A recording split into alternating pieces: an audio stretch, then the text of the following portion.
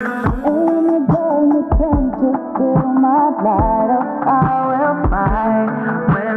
rain falls down and storm clouds crowd around us, and when the darkness comes to steal my light,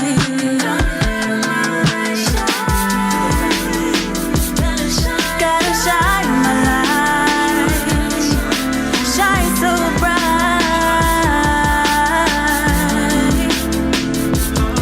Be strong in the Lord, don't let them kill us. Stay in the spirit. That's right, brothers and sisters. The Most High is gathering Israel. I'm Elder Rikashiar of the Gathering of Christ Church here. Another week live before you brothers and sisters throughout the four corners of the earth. First and foremost, I would like to thank the Most High God of the Hebrews, the God of Israel, for your participation, for your continual support in this work.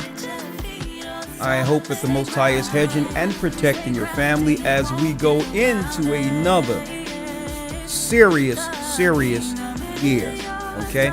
And of course, our New Year's start in March. Purim is coming up next month. That's the day we do, in respect of the Most High saving us during the time our foreparents were living under the Persian rule and was saved by the Almighty, okay? He sent in Mordecai, he sent in Sister Esther, who made a decree to get rid of Esau, who was seeking to depopulate us through legislation. Does that sound familiar? Oh, that's right, folks. Haman the Agagite was an Edomite. If he was living today, he would be a modern day European. He would be a Roman.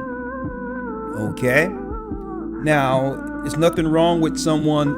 No one has a choice of who they are coming into the earth. So this is not an indictment on all white people, but it so happened that most people don't know that Haman the Agagite was an Edomite. He was a white man who gained political status and became an advisor for the Persian king.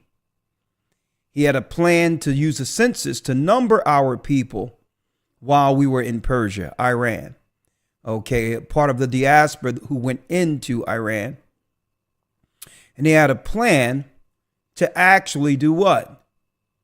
Count us up, a census first, so that he could now level our people, utterly destroy our people. Now that he understood the number of our people through the census, he paid mercenaries who would come in and eventually destroy us until the Most High intervened with Sister Esther. She married the king, and Haman and his sons were put down. Esau does the same thing over and over and over again. It's about population. He numbers us. He tried to do whatever he can to make sure that we don't outnumber him. So they can have what? The priority when it comes to the majority in war. And that leads us to our broadcast today. And that's the day we actually give gifts. In February, go to gatheringofchrist.org, look on Holy Days, and you'll see the Holy Day Purim. You'll see the Holy Day Purim. Go to Holy Days, you'll see the date there. That's the day you give gifts to your loved ones, okay? No longer do our people celebrate Christmas. Once the Most High got rid of the enemy during the time of Esther, what happened? You got it. We began to give gifts one to another, and it became what? A memorial that we would do amongst our people throughout the generations, remembering when the Most High saved us in that from the hands of Esau. All right. Boy, do we have a lot to talk about. We have some pandemic talk. Today. How has life changed for you and for others and all around you since the pandemic is the question. How has life changed since the pandemic? Folks, I'm going to need you to like, share, and subscribe. Share this with everyone you know. This might be one of the more important broadcasts to date.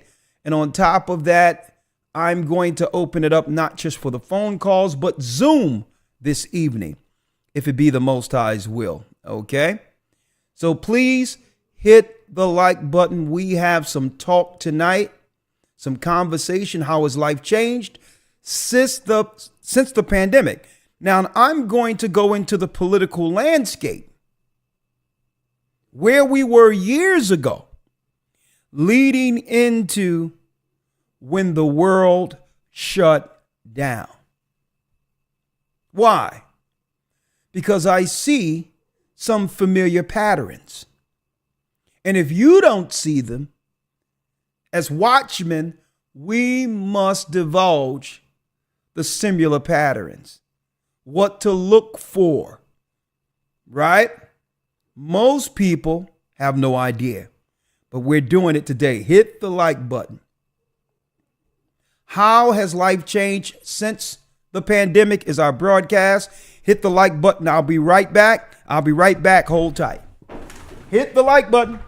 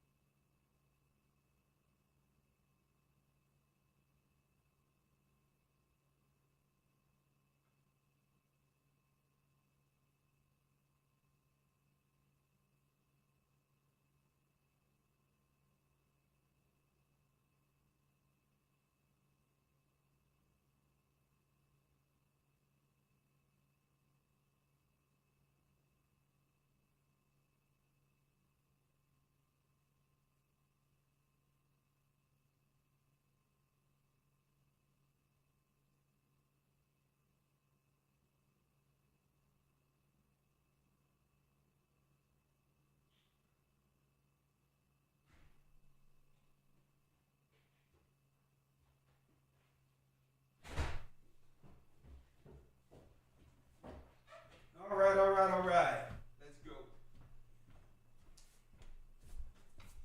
go. Okay. Thank you for waiting. I don't need any interruptions. Let's jump right in. How has life changed since the pandemic? Let's go. One moment. Before I bring Elder Lawyer in, let me go over a few things.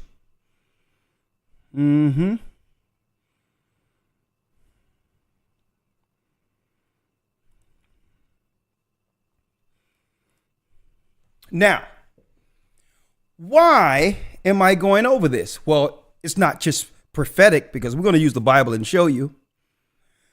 There's a few tricks. No, let me scratch that. No tricks. There's a few patterns that lead our people into engaging against ourselves politically. But we don't recognize it because it comes through misdirection. Usually an attack on our emotions to get us off kilter, not realizing we're being directed into a decision.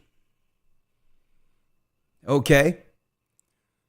So usually it starts with disrupting our people emotionally, only to misdirect and to lead us once we're unstable into a decision. Now, one thing about the powers that be, brothers and sisters, listen to me good. They have always had an interest in how we live, our culture in particular. And it didn't just start with us here in America. During the time of Alexander the Greek, when the Greeks were in position, okay, a little after Alexander's death, the Greeks had an interest in our culture, and this is why our wise men or our high diplomats made an agreement with them. Of course, you had to pay tribute and respect to the powers whom the Most High set up. In order for them to understand our culture, our laws, we agreed to have our particular Hebrew Old Testament translated into the Greek. It's called the Septuagint. Septuagint, depends on how you would like to pronounce it. It's called the Septuagint. And through that Old Testament translation in Greek, folks, which is actually older, one of the older translations you can find of the Old Testament, right? We did this, right, as a political means with with a government who was prophesied to rule for a time, so that they could understand our existence, how we operate, what we do, whatever the case might be, so that there would be some mutual respect for our sovereignty. But all of the Grecians politically didn't have that in mind, right? They seen our laws and they understood I would say the special and particular way we did things. Some was envious of it. Some resented us because we deemed heathenistic customs as less than. And others looked at it as a way of knowing how our people operate in order to weaponize our culture against us. Folks, this is why history is so important, right? They find out what we love and do what? Make what we love illegal, right? They find out what we eat, and then they'll promote unclean heathenistic foods, right? On to us, right? So let's dive right in. I'm a little late. I apologize for the tardiness. So let's dive right in. How has life changed since the pandemic, right? So we have to understand the patterns that led to everything shutting down and how it affected our people in particular. Right? It affected everyone, but just like the Bible, everything starts with God's people. And we must see it from that angle first. Right? Let's go. In 2019, there was a movie that reappeared, that resurfaced. The movie was filmed actually around 2012 and it resurfaced. The Central Park Five. In June 19, 2019, CNN, let me show you here. Let me go here. Let me show you. CNN ran this story, right? Now, we know CNN is a particularly liberal, right? A liberal. Everything that's wrong in the earth, CNN promotes, right? But I digress. They started talking about this this Central Park 5, right? Netflix picked it up and it became this big thing. 2019, how Trump was one of the, I would say, bulldogs behind convicting some innocent black men, black young boys. No justice for black. Now, folks, let me make it clear. These people don't care about us. All right. So all in all, right on schedule before the election year, they pull a story out from when Trump was a real estate tycoon in New York. 30 years later, here's where the Central Park 5 are now, right? It became a big deal out of nowhere. Our people discussing what? The racist Donald Trump. Right? I'm going to show you where we're going here. All of a sudden, there's a care for some people the world forgot about. All of a sudden, there's some people out there who care about some black boys. And we all know, listen, I know being a black man and a black young man, you are targeted. Okay. Now we're not running around saying, woe is me. Listen, it's best to understand the environment we were born in so that we could do what? Understand, operate, but still excel. So I'm not looking for no sympathy here, right? But all I'm saying is, why strategically would they bring out this story as if they care about black boys, right? It became a big thing now, right? The Central Park 5. And then 2020. Now don't forget, this is an election year. George Floyd, I can't breathe. And what better way to get everyone on board emotionally? What better way than to have a quote? His last words was mama. I can't breathe. Mama. Right? Now, see, I've always seen the patterns every couple of years leading up to election. So I'm not emotionally moved by any of this stuff.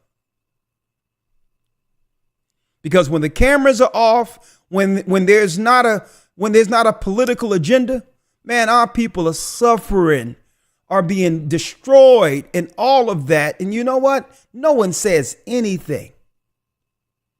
How many babies that we know that haven't even made it into this world? And I'm going to talk about that because if those babies lived, we would be the vast majority. So don't tell me you care about some black man. And I want y'all to see how centered this picture is. How perfectly centered this picture is.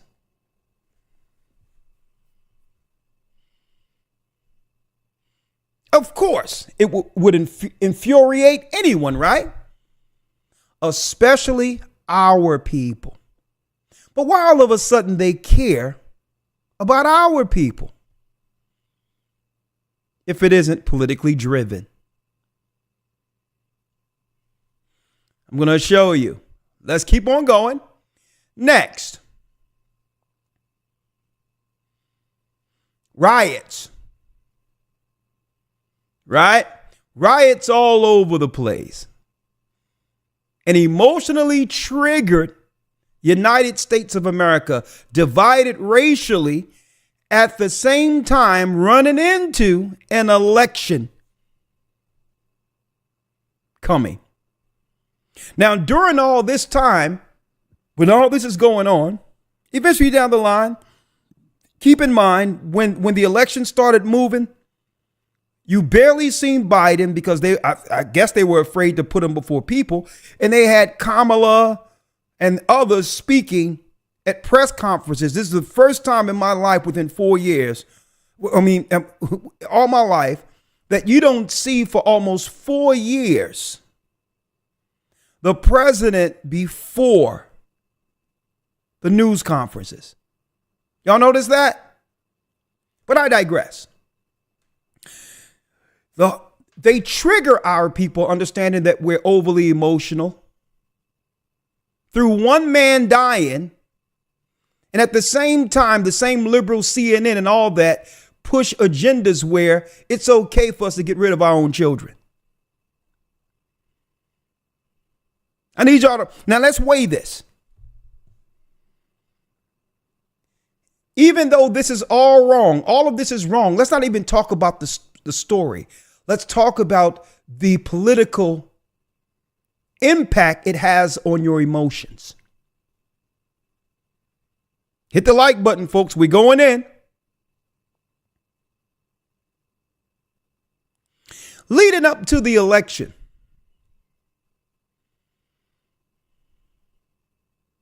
out of nowhere, after the world have gone through all this chaos, military in major cities, right? Tent cities conveniently set up everywhere. There's riots, right? Now, who knows what people are being moved in certain demographics, but it so happened that where the tent cities were when the riots happened would be the same areas that would impact the election down the line. Who were these people in these tents, all in Center City and in the parks of these major cities that would actually impact the election? They use Black Lives Matter, which is led and connected to an LGBTQ establishment.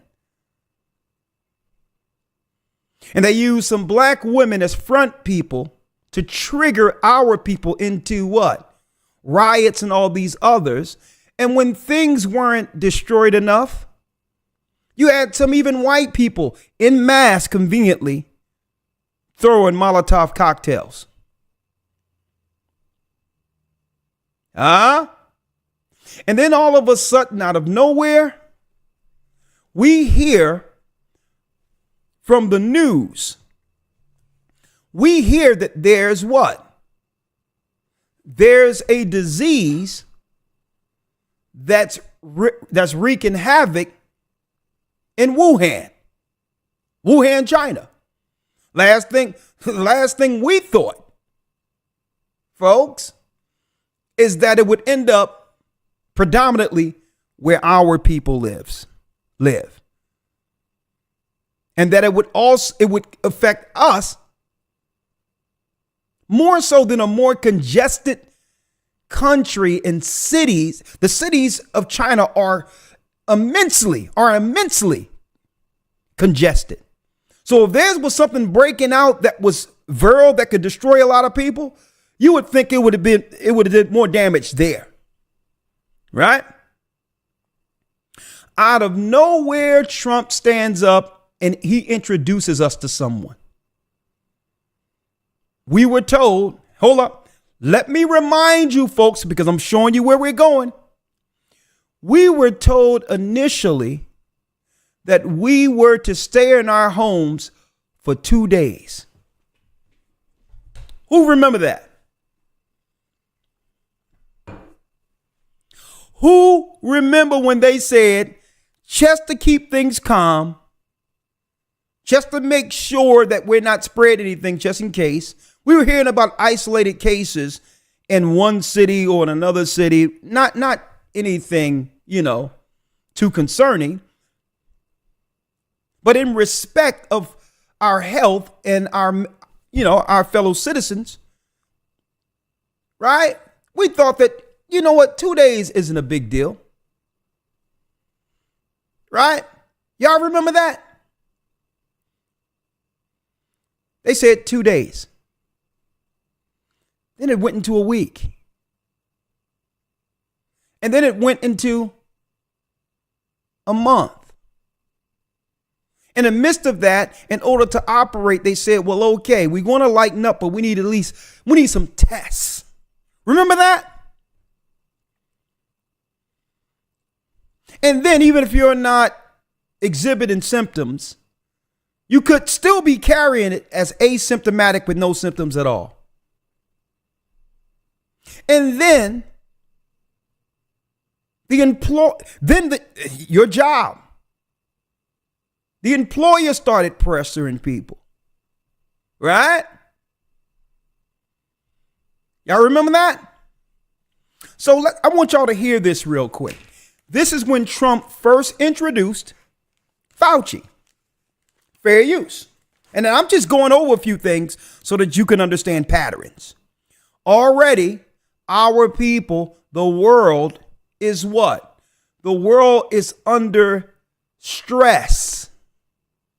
Our people in particular, the stress of George Floyd, the psychological impact that Central Park 5 had on us. And then who's the center of all this? The president of the United States, who's up for election. Right? And then and then here it is, as the scriptures said, there's no rest now. We're going from one thing to the next, like 2 Baruch states. And then you mean to tell me we have to deal with this? Only to hear what? One signal coming from the news, internet, and everything on what to do. Right? Now, the unfortunate thing about not going out and interacting with people is if you're not interacting with people, you're not trading natural bacteria. Right? So if I'm not around people, we're not sharing bacteria. So if I do come down with something, it'll probably be serious because I've been secluded so long. Right? But then Donald Trump handed over the press conference to unelected authority. So instead of hearing the president under an emergency scenario, these people now holds president. No pun intended. They hold the authority of the office under emergency scenarios. So obviously there's a component outside of the president when there's an emergency that has more power when it comes to leading and keeping the people safe. Right? So let's hear a little bit of this. Let's hear a little bit. Fair use for educational use only. Shalom, Elder. How are you? Shalom, sir. I'm doing well. How about yourself? I am blessed by the Almighty. I just wanted to make sure your sound was good. Hold on. Let me turn it up just a little bit. Just a little bit. All right. All right. Let's go. All right. Let's do it. So let's hear it. Check 1, 2. Let's hear it. Let me turn things over to Dr. Tony Fauci, the director of the National Institute of Allergy and Infectious Disease at NIH. Thank you very much. Dr. Fauci. Now, this is for educational and religious use only, okay? Educational and religious use because this is prophetic. So the president is in the back and he's turning things over. Here's the first press conference where the world has been turned over to this guy you see coming in right here. Right? Thank you very much, Mr. Secretary. I want to first again, as the entire team feels, to extend our sympathies to the family of the individual who expired as a result of this particular virus and this particular disease. But I also want to underscore and emphasize the points that the Secretary made about what is evolving here. You've heard of the terminology community spread. Well, community spread is when you have infection in the community.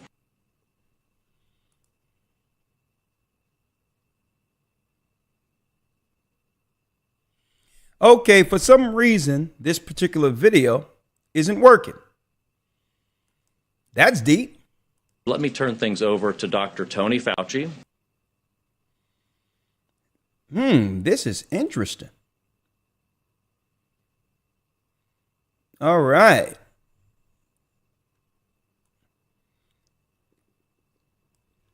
Interesting. 1 second, folks. See what I can do here. One moment. One moment. One moment.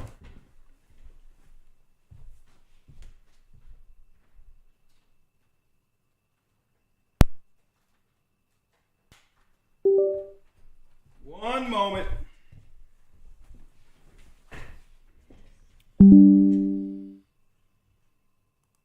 That was interesting. Continue without scanning. All right.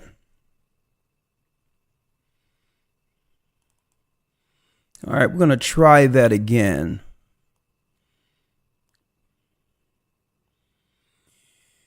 NHI immunologist Fauci update. Okay. We're going to try that again. Let me turn things over to Dr. Tony. All right, we're going to try that again. All right. Yeah. Good.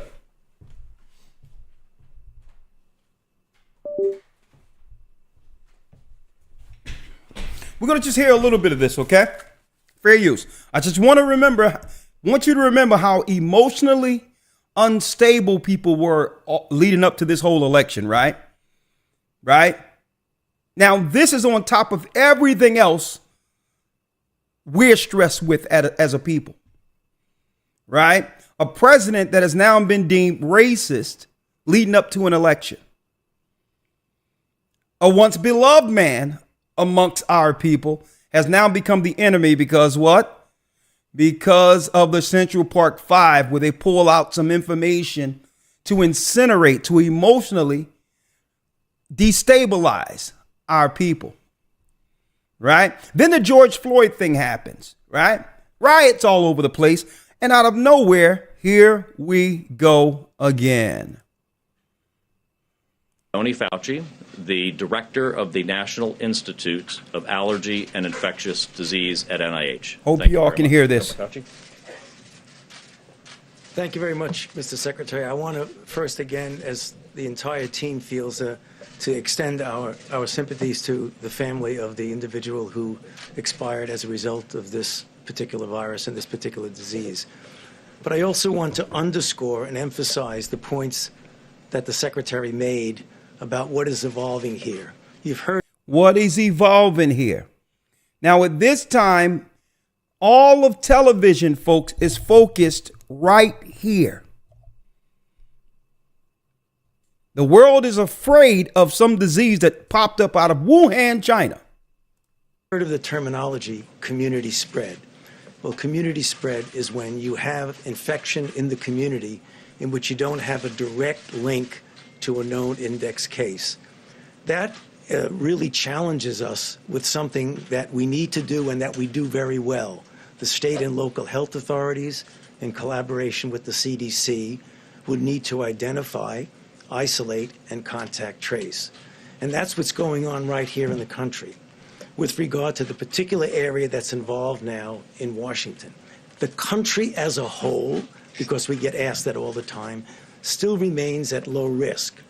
But when we say that, fair use. Now, at this time, the country as a whole remains at low risk. You know, all of us, right? Even though I had a different perspective the whole time.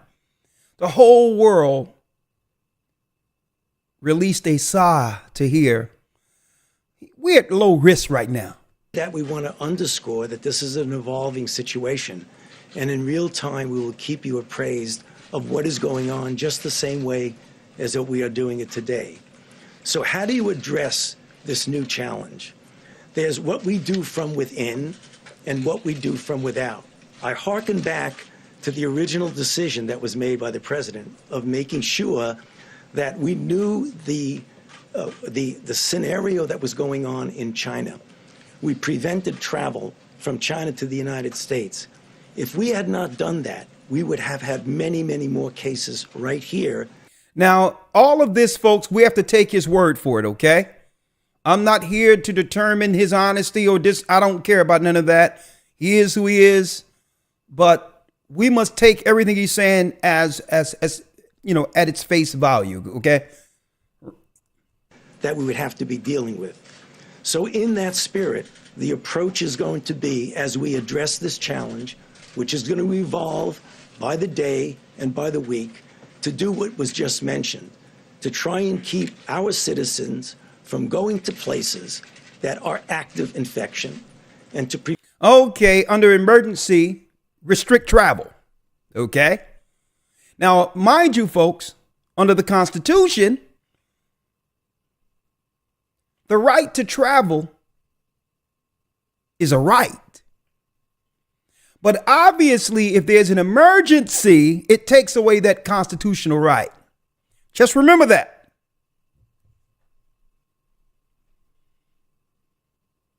Right? Now, it so happened, you know, all due respect to anyone else, I was exercising my constitutional right the whole time. And I had the whole road to myself, and it was beautiful. I came back unscathed, right? I needed to see what was going on out there, because to stay isolated in a house, not going anywhere, I was at the behest of the sound waves or the media waves giving me the understanding of the, you know, of what was going on from the outside of my home. Right? I had to at least go around and understand, well, okay, you know, there was nothing that was harming me. So I'm like, well, okay, I was able to measure what was going on from the media and measure it with my everyday existence by going out and saying hello to whoever was out there. Right? But I digress. Some of you were scared to the degree where, you know, you lock yourself in the home. Hey, you had the right to do that. You were scared. Let's go. Prevent places where there are active infection to necessarily easily get here. That's the getting it from without to within. From within, we will very aggressively do the kind of public health measures that would hopefully contain this. But as we say this, we need to prepare for further challenges, and we will have them. You will hear about additional cases that will be coming on. You should not be surprised by that, but to realize that that is something that is anticipated when you get community spread. So when you have cases throughout the world, the way we're seeing now, South Korea, Italy, Iran, and places like that. Now, these reports were coming from institutions, hospitals. Right? Now, we all know that hospitals now are more privately controlled. Right? The United States cannot be completely immune to that. The challenge is how we deal with it. And I can assure you all the resources that are necessary are going to be put into dealing with what we see evolving right now. And again, we'd be happy to answer any questions later, but Bob. A couple of questions for Dr. Fauci about some particulars about the virus. Dr. Fauci, what do you now understand about the morbidity? The Secretary refers to medically fragile people.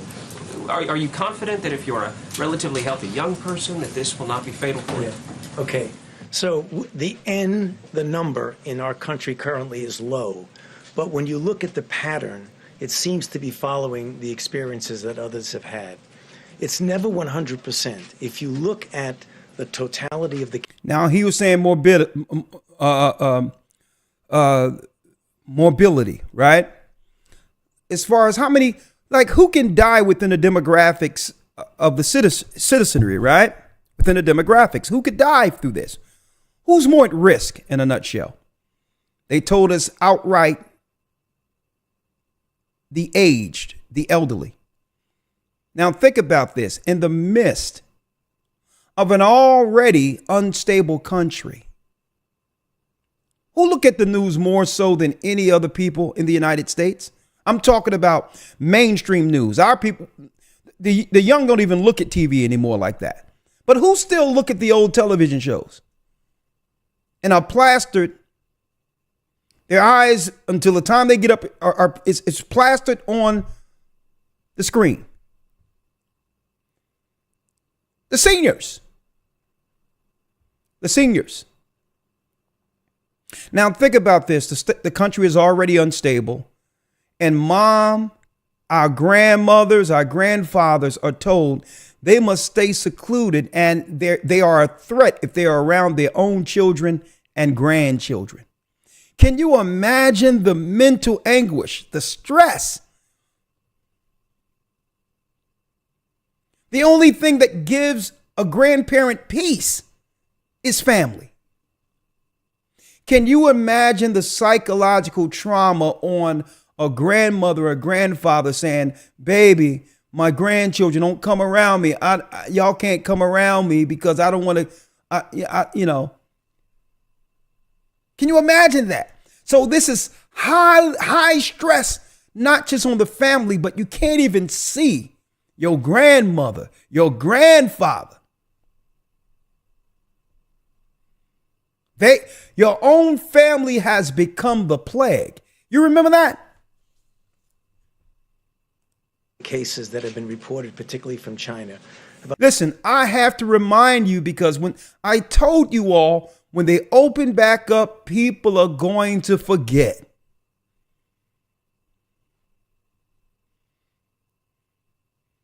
And if you forget, you're not going to be prepared for the next thing. And the next thing is here. It's already here.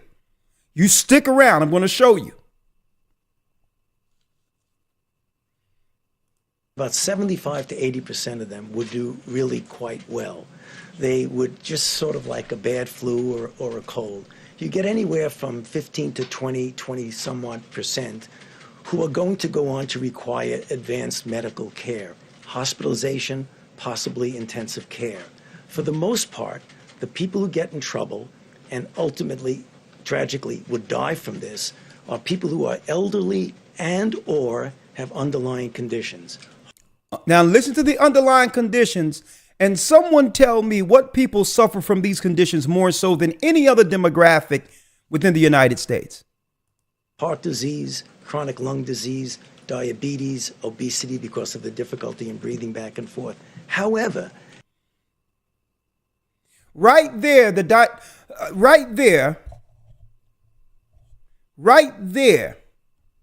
whole situation changed from Wuhan, China, to who? To where? To our doorsteps. Right there. What people suffer these things more so than anyone else? Huh? And none of us thought anything concerning this, on how this whole campaign would eventually settle on the poor. We didn't even think about it. No longer is this Wuhan, China. It's who? Tragically would die from this are people who are elderly and or have underlying conditions. Heart disease, chronic lung disease, diabetes, obesity because of the difficulty in breathing. Who been getting diagnosed with diabetes around here? High blood pressure and others. Huh? Bear with me because I'm showing you where this is going. Breathing back and forth. However, every once in a while, you're going to... So we were based on this conversation here, folks, we were the most what? Susceptible demographic out of the whole United States from the gate. From the gate, we were the most susceptible demographic. Now, keep in mind, there wasn't enough data out there because this is something new, but I don't know how he could know that, this without enough data in at this time. But obviously he understood that where our people lived and what the health issues we deal with would make us the more susceptible demographic to die from this. See? The morbidity, right? Death. Listen here. going to see a one-off. You're going to see a 25-year-old person who looks otherwise well that's going to get seriously ill. But the vast majority of the people who get into trouble do have these underlying conditions. And that's why it confuses people, because they say, well, you just said that, and then there's a report of a 40-year-old physician from China who died.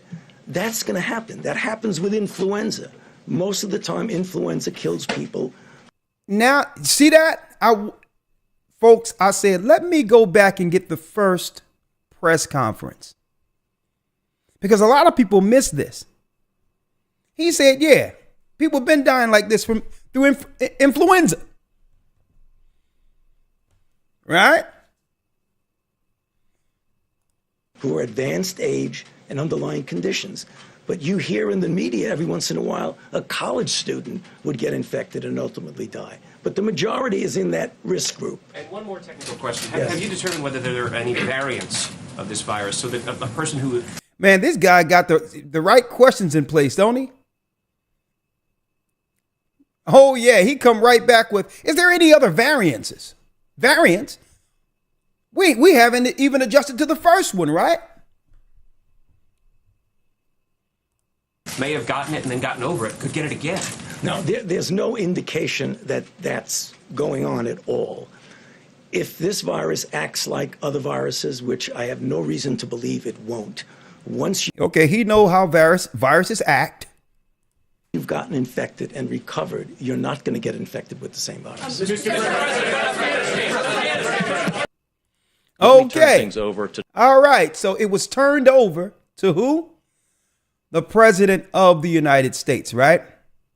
The President of the United States handed it over to Fauci, right?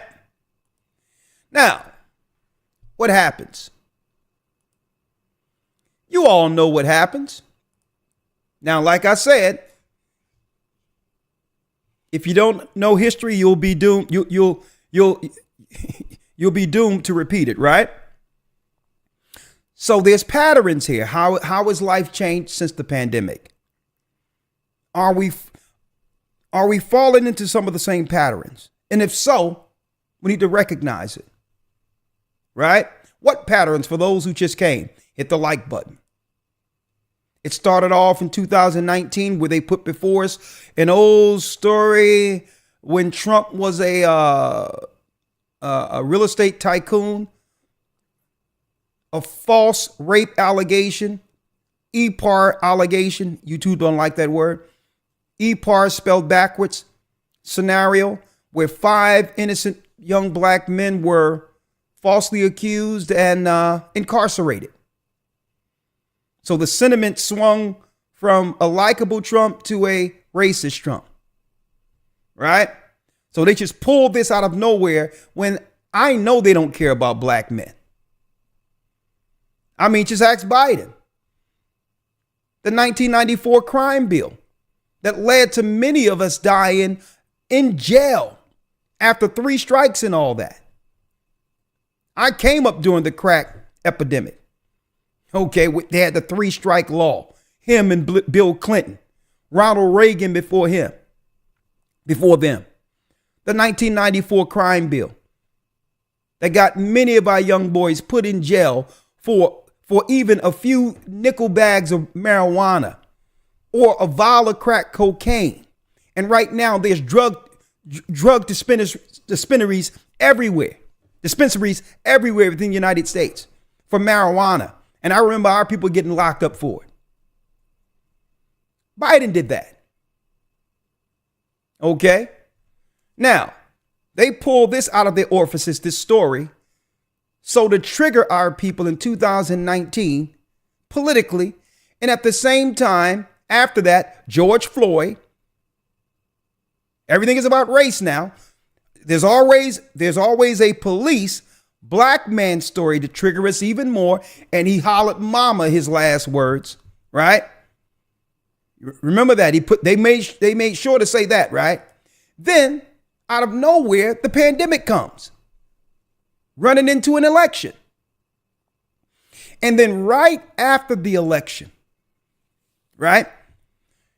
And don't forget, there was tent cities all over the place, riots going on, certain people were being moved into certain areas under the dark of night while everyone was home. A lot of movement politically going on with people, right?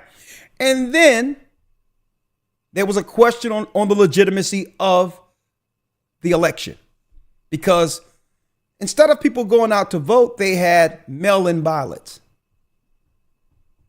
All right. And then right after, don't forget, Biden says, listen, I'm going to have the black people's back.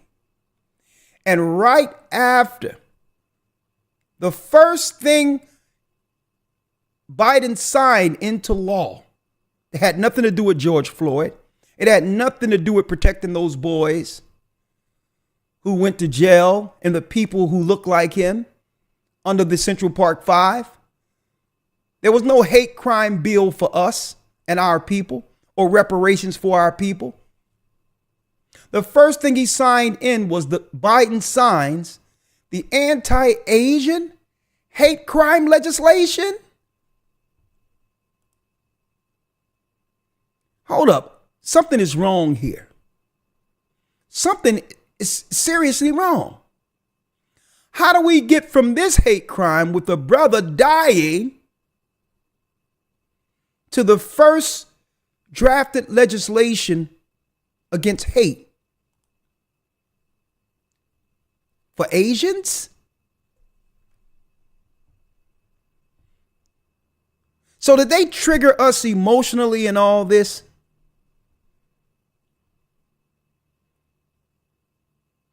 To only side with those who have always drafted legislation to destroy us? That's just a question.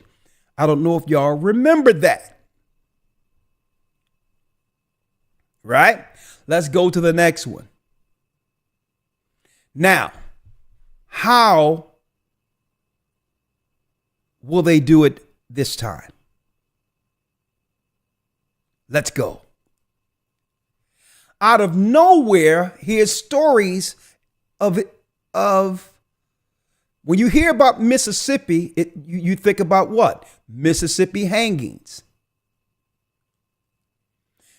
Right on cue, the race emotional psychological attacks has begun through the media. Families in disbelief after hundreds of bodies found buried behind Mississippi jail. Now, this is a sad story. But 150 people, you would have thought, you think they just found out about this? Huh? Now, what are we waiting for? And this is very sad, and I do believe it's exactly what they're saying it is. People getting rid of our people behind this Mississippi jail. Some of our people are going up missing. Who knows? It can be ritualistic sacrifice. It could be a ground for ritualistic sacrifice burials. Who knows? But it's convenient, right on schedule, almost to the same time before an election 3 years ago, folks, with the Central Park Five. What I'm looking for is for them to have a police connection to this, so to roll out the same narrative, police against black men or black people's script before an election. Right? So if they're presenting this story, understand that there could be a political angle to it that's going to cause mental and what? Psychological distress on us going into an election year like it was, like it happened before. Next. And then, right on schedule, first we have the racial thing that can be utilized running into the election. We may hear about it near the summer and all these others. Out of nowhere, CBS News. World leaders are gathering to discuss disease X. Here's what to know about the hypothetical pandemic.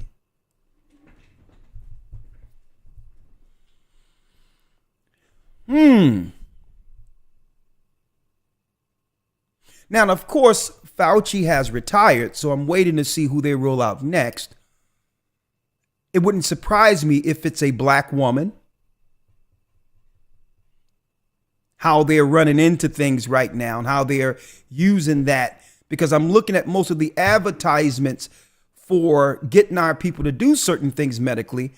And all of a sudden, the majority of the posters and all that I see around are black doctors who are women, black women as doctors on the majority of their marketing material. So I'm going to keep my eye on that to see if they roll out a black woman in place of Fauci. Okay, I'm going to look into that. I'm keeping my eye on that. Probably no one from amongst the ranks of our people, but who knows? But let me tell you, here's the pattern now. And right on cue, right? Right on cue, just like years ago when there was tent cities and all these people were just conveniently already in the areas where there was tents during the riots. They had tents down there, Center City, Philadelphia, up there in Atlanta. Just a bunch of looked like foreigners that were homeless people and all that out there in tents, conveniently there for the elections. Right? So in the midst of this, folks, I think that the powers that be realize that we can't be as easily persuaded into things emotionally. That we're looking at all of these stories they're putting out with a side eye now. So when these people come in, they must be preparing for something with the new people, knowing that they can no longer sway us, not those who could see anyway, politically through emotions. So conveniently, fair use, y'all need to hear this from Eyewitness News when it comes to immigrants. Millions of them coming into the country, right? Now, the angle I'm looking for, it may take a little while. Who knows whether or not we'll see if these people are coming in unchecked, who only have to state that they are seeking asylum.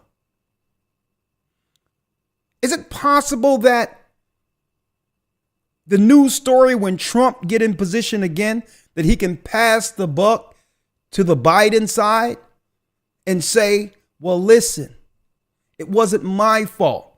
He let people in and they came in with sicknesses. So to what? Absolve himself, but still he would have to do something like he did before he left office. Is it possible that they can pass the buck the same way the liberal cities are passing the bucks to the Texas governor concerning migrants? Could it be, hit that like button, folks, could it be that they're going to pass the buck when the Republicans win to claim he had no power? It was the liberals, it was these cities who allowed these people in, and they brought in something, and now the cities are under some level of threat sickness. Let me put it that way. Possibility, just throwing some ideas out there. Possibility, just asking a question. But guess what, folks? We don't got to ask the question about this. Listen to what's going on in the United States. Fair use, educational, and religious purposes only am I using this for. Bye. All right, here we go. Immigrants enlisting, in the U.S. military. The Army and Air Force are looking to immigrants to overcome recruiting shortfalls. They've ramped up their marketing, including on social media, to entice legal immigrants to enlist. They're also using recruiters with similar backgrounds to appeal to potential recruits. But the biggest draw for migrants is the promise of a fast track to citizenship, plus jobs and education benefits. A fast track to citizenship. Remember, brothers and sisters, they told us years ago when Biden first got into office, they started using our people in the neighborhood to say that we need to pass new voting laws because the Republicans are using voter suppression to make us believe that our people were getting restricted or being restricted from actually voting. And even under Barack Obama, that showed us that that was a straight farce. Many of us came out to vote. There was never a situation that would stop us from voting unless we didn't want to. But they started convincing our people, yeah, we need to change the voting laws where people can easily just vote or get citizenship because the Republicans are suppressing black people. Remember that? Why did they want to make the voting requirements less restrictive or lenient? It wasn't for us. They always use us as the crash dummy.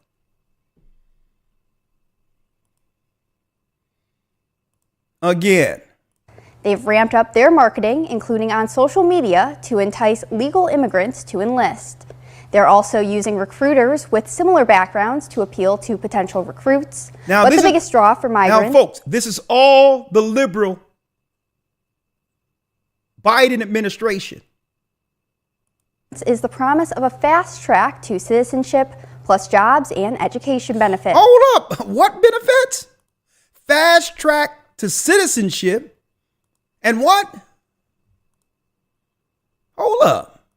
But the biggest draw for migrants is the promise of a fast track to citizenship. A fast track to citizenship. Plus jobs and... Plus jobs? Plus jobs when our people... Hold up.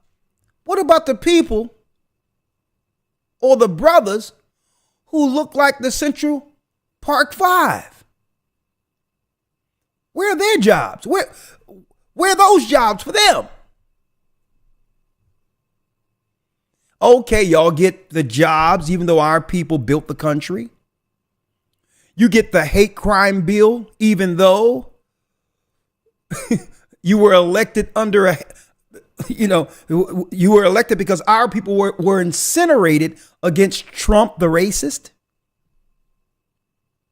And therefore, he promised us some protection, but give Asians a hate crime bill. And if it wasn't for the hate crime of George Floyd, he would not have gotten office. Right? And then on top of that, take your taxpayers' money. A fast track to citizenship. Fast track to citizenship. Plus jobs and education benefits. Plus job and education benefits, which means, Elder, this is deep. Biden promised our sisters who have more debt than any other people who have gone to school. He promised them what? Student debt relief. That's why a lot of our sisters came out. They're going to get free education, folks. Free education with no debt loans. I already looked it up.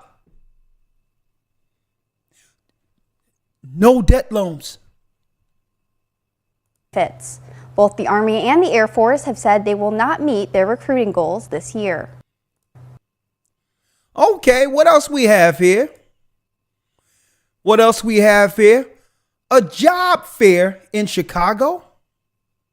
Refugee job fair started 2 hours ago, and the turnout has been great, as you can tell by how many people are in this room. Many of the refugees arrived hours before the event started, determined to take advantage of all the opportunities available here. Now, nearly 500 refugees from Venezuela, Afghanistan. Folks, what are you seeing here? Does this not look like they are orchestrating a race war?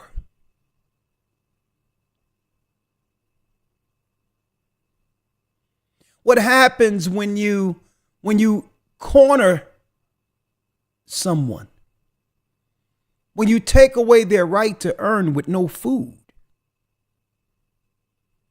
There's only one recourse or outcome they have created. Now imagine in the midst of all this with no jobs or nothing, because this is one of the reasons we decided to take their solution to keep jobs. Right? Now suppose they roll this stuff out again.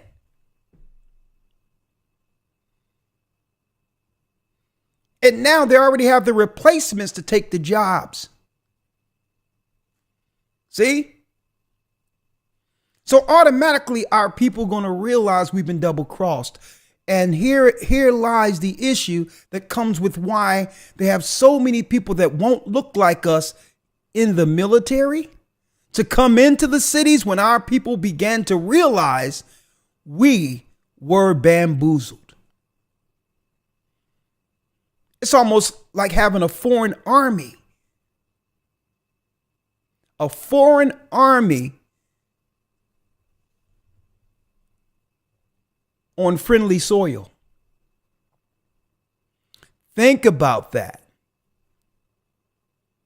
So to do an end around on posse comitatus. No one can have a standing army against their citizens. Well, suppose these people are citizens of somewhere else and are sworn in and have no emotional ties to the people they'll be militarizing against.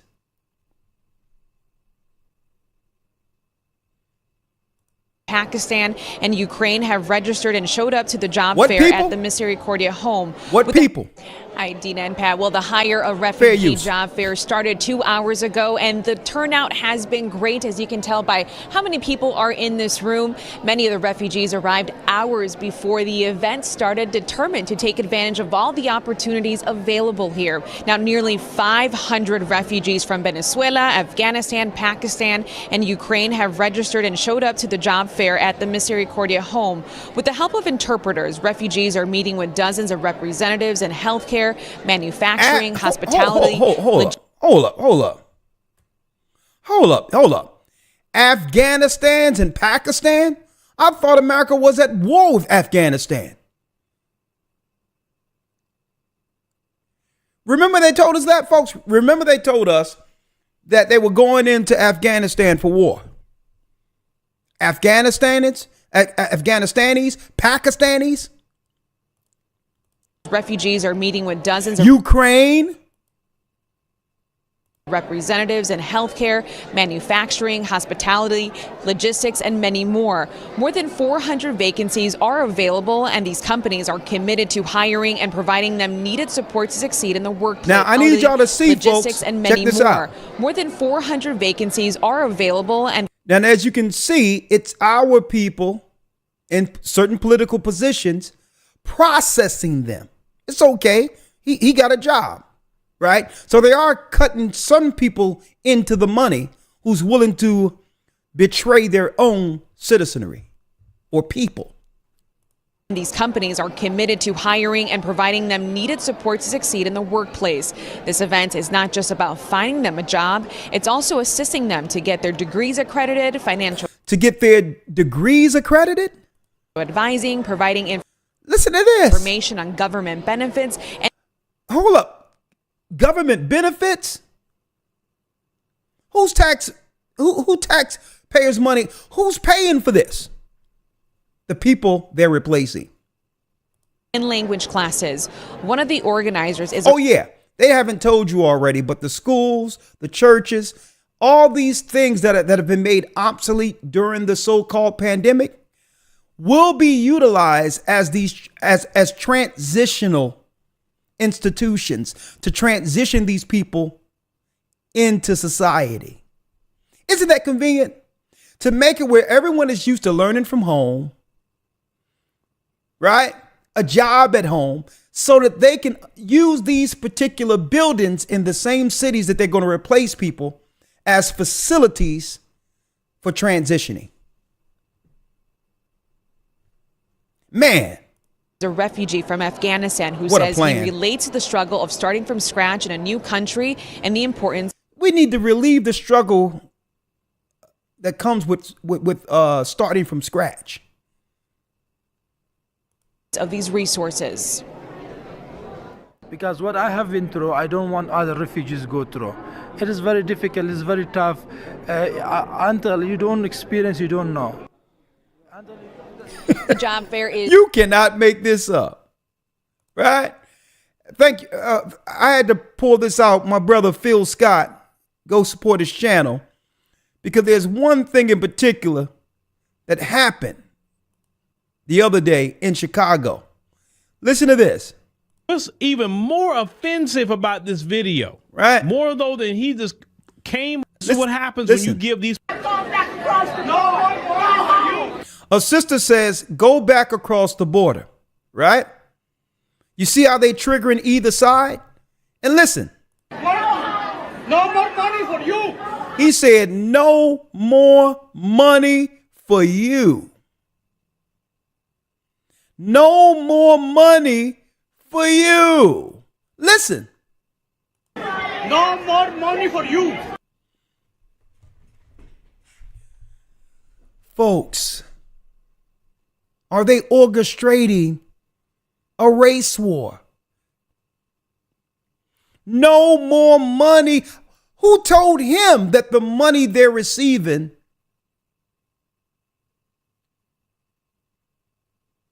was money allocated for our people who built this country in chattel slavery? Someone, hey, folks, the announcement went out that we're not giving you anything from ourselves, okay? We're going to give the money of the children of Israel, the black people in America. You're coming to take their piece of the pie. You don't have to worry about any debt. You don't have to worry about paying anything. Just help us in a line, help us against them. Bye bye, bye bye, bye bye. Go back across the No more money for you. No more money for you. No more money. So what are the governments telling them on their way here before they get here? This is why I believe that they are strategically being placed where we are living or used to live. It depends on how the pandemic thing panned out for you with your choices.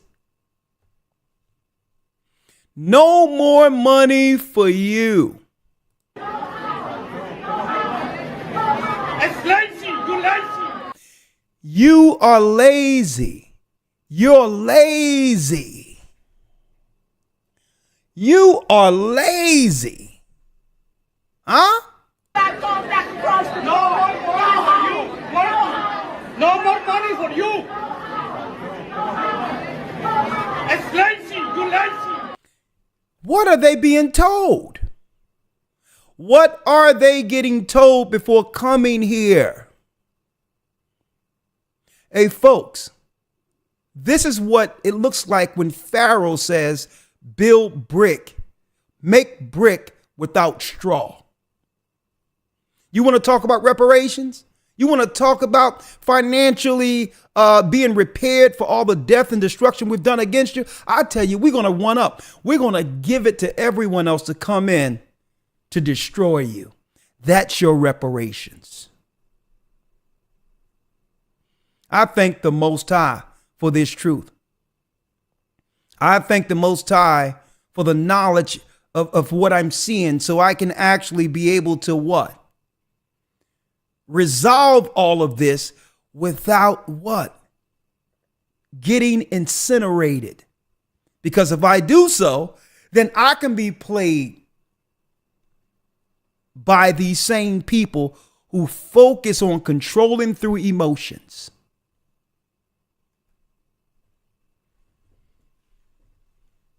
Because why?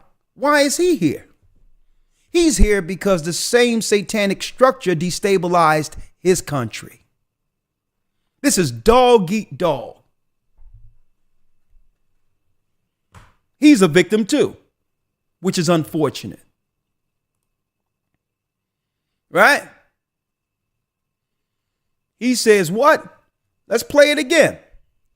Play it one more again for those who missed it. You working. No more money for you. Bye bye. Go back across the No more money for you. It's lazy. You lazy. You lazy. Wild folks. This is the Ramada Inn in San Diego, Mission Valley. Bus full of migrants. Hit the like just button. Arrived. Ramada Inn.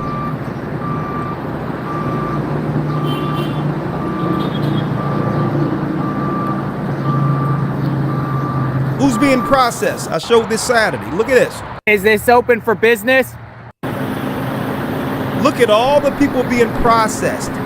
Federal and tax money where they're paying for these hotels. These luxury hotels, you know, these luxury hotels and these other hotels are charging hands over fists to allow these people to occupy their hotels. Now, why are they willing to do this? Since the advent of Airbnbs, a lot of hotels have been suffering. Right? Since the advent of Airbnbs, a lot of hotels aren't making the money they used to make. In order to stay in business, they must try to do what? New creative ways of occupying these rooms.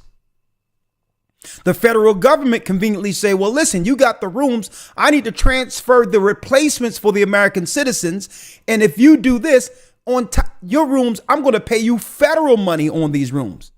More than you would get for a regular occupant.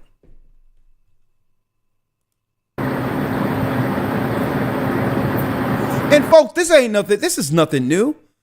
After World War II, when the United States under the UN and the UK, actually, Britain under the Balfour Agreement, gave the Jews a state in America, in the Middle East, which we call the state of Israel today. It happened similar to this. They were letting everyone, Ukrainians and everyone wasn't a Jew who came over, who went into Israel. It was a lot of Eastern Europeans who went over there and eventually began to have anchor babies to grow a citizenry for the state of Israel. So it's not about these people more so than the children they'll have. At the same time, they're telling our sisters to do what? To do what? Your body, your choice.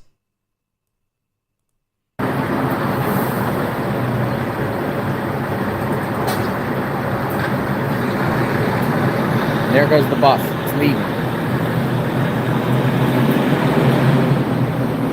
Now, an elder lawyer, before I go into the scriptures, I'm going to open this up very soon, but I want to go into the scriptures in a moment. Yes, sir. Where even Christ says that there shall be nation against nation. Let's read that real quick. Yes, sir. So what I like to do is show the political landscape to prove that these scriptures are right on. Right? A lot of us read these scriptures, don't understand politically on how these prophecies are coming to pass. And Christ said, listen, these are the signs of the end. Now, the enemy must orchestrate this stuff against us. He have no choice. And a lot of people say, why? This is wrong. Why are they doing this? Folks, they're losing power. They're losing power. When our people started realizing that we were the children of Israel, understand that that's a paradigm change. It's one thing to believe that you're predisposed to serving other people. It's one thing to believe you were born to be less than other people. You'll easily take a servitude role. Right? So what are they going to do when the people realize they weren't meant to serve in a country that can only run if someone volunteer for the slave role? This country was built on slavery. That's what capitalism is. You got to have the bottom so that the rich can measure themselves from it. Well, what happens when the bottom realizes we were really meant to be the head? See? You notice the guy said, oh, the lawyer, you lazy, because that's what's being put out there.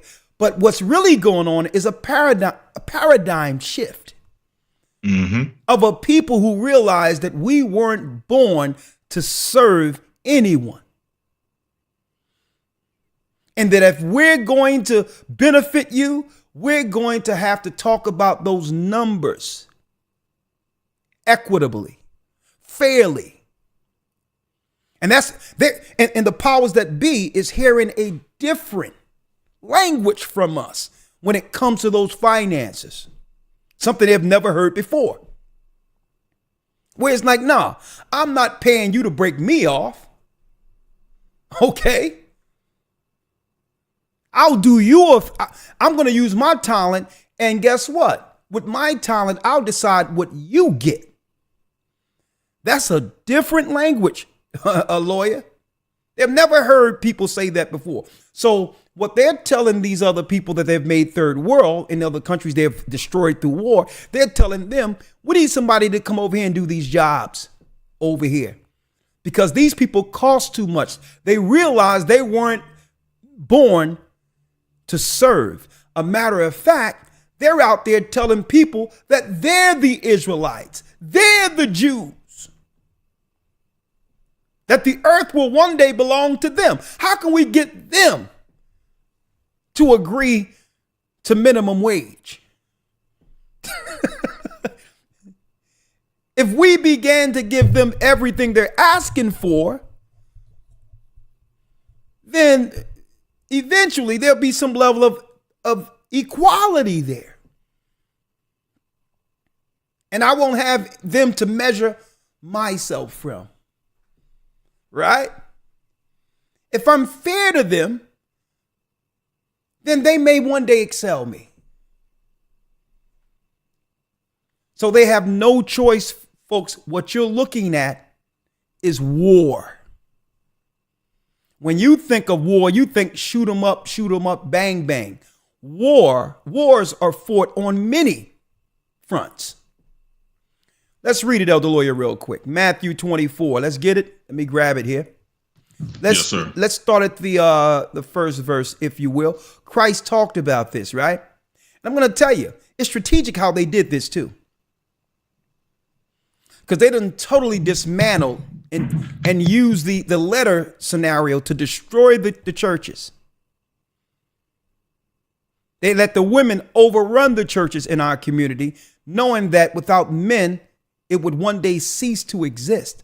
And now that all these churches and all these institutions will become facilities for what? That's right. Institutions to transition your replacements. You have churches out there that couldn't even open back up after the pandemic. The pandemic ruined the church. Many of them. After they closed, because guess what, folks? That's right. Churches were on the ropes already outside of mega churches. They were running on fumes.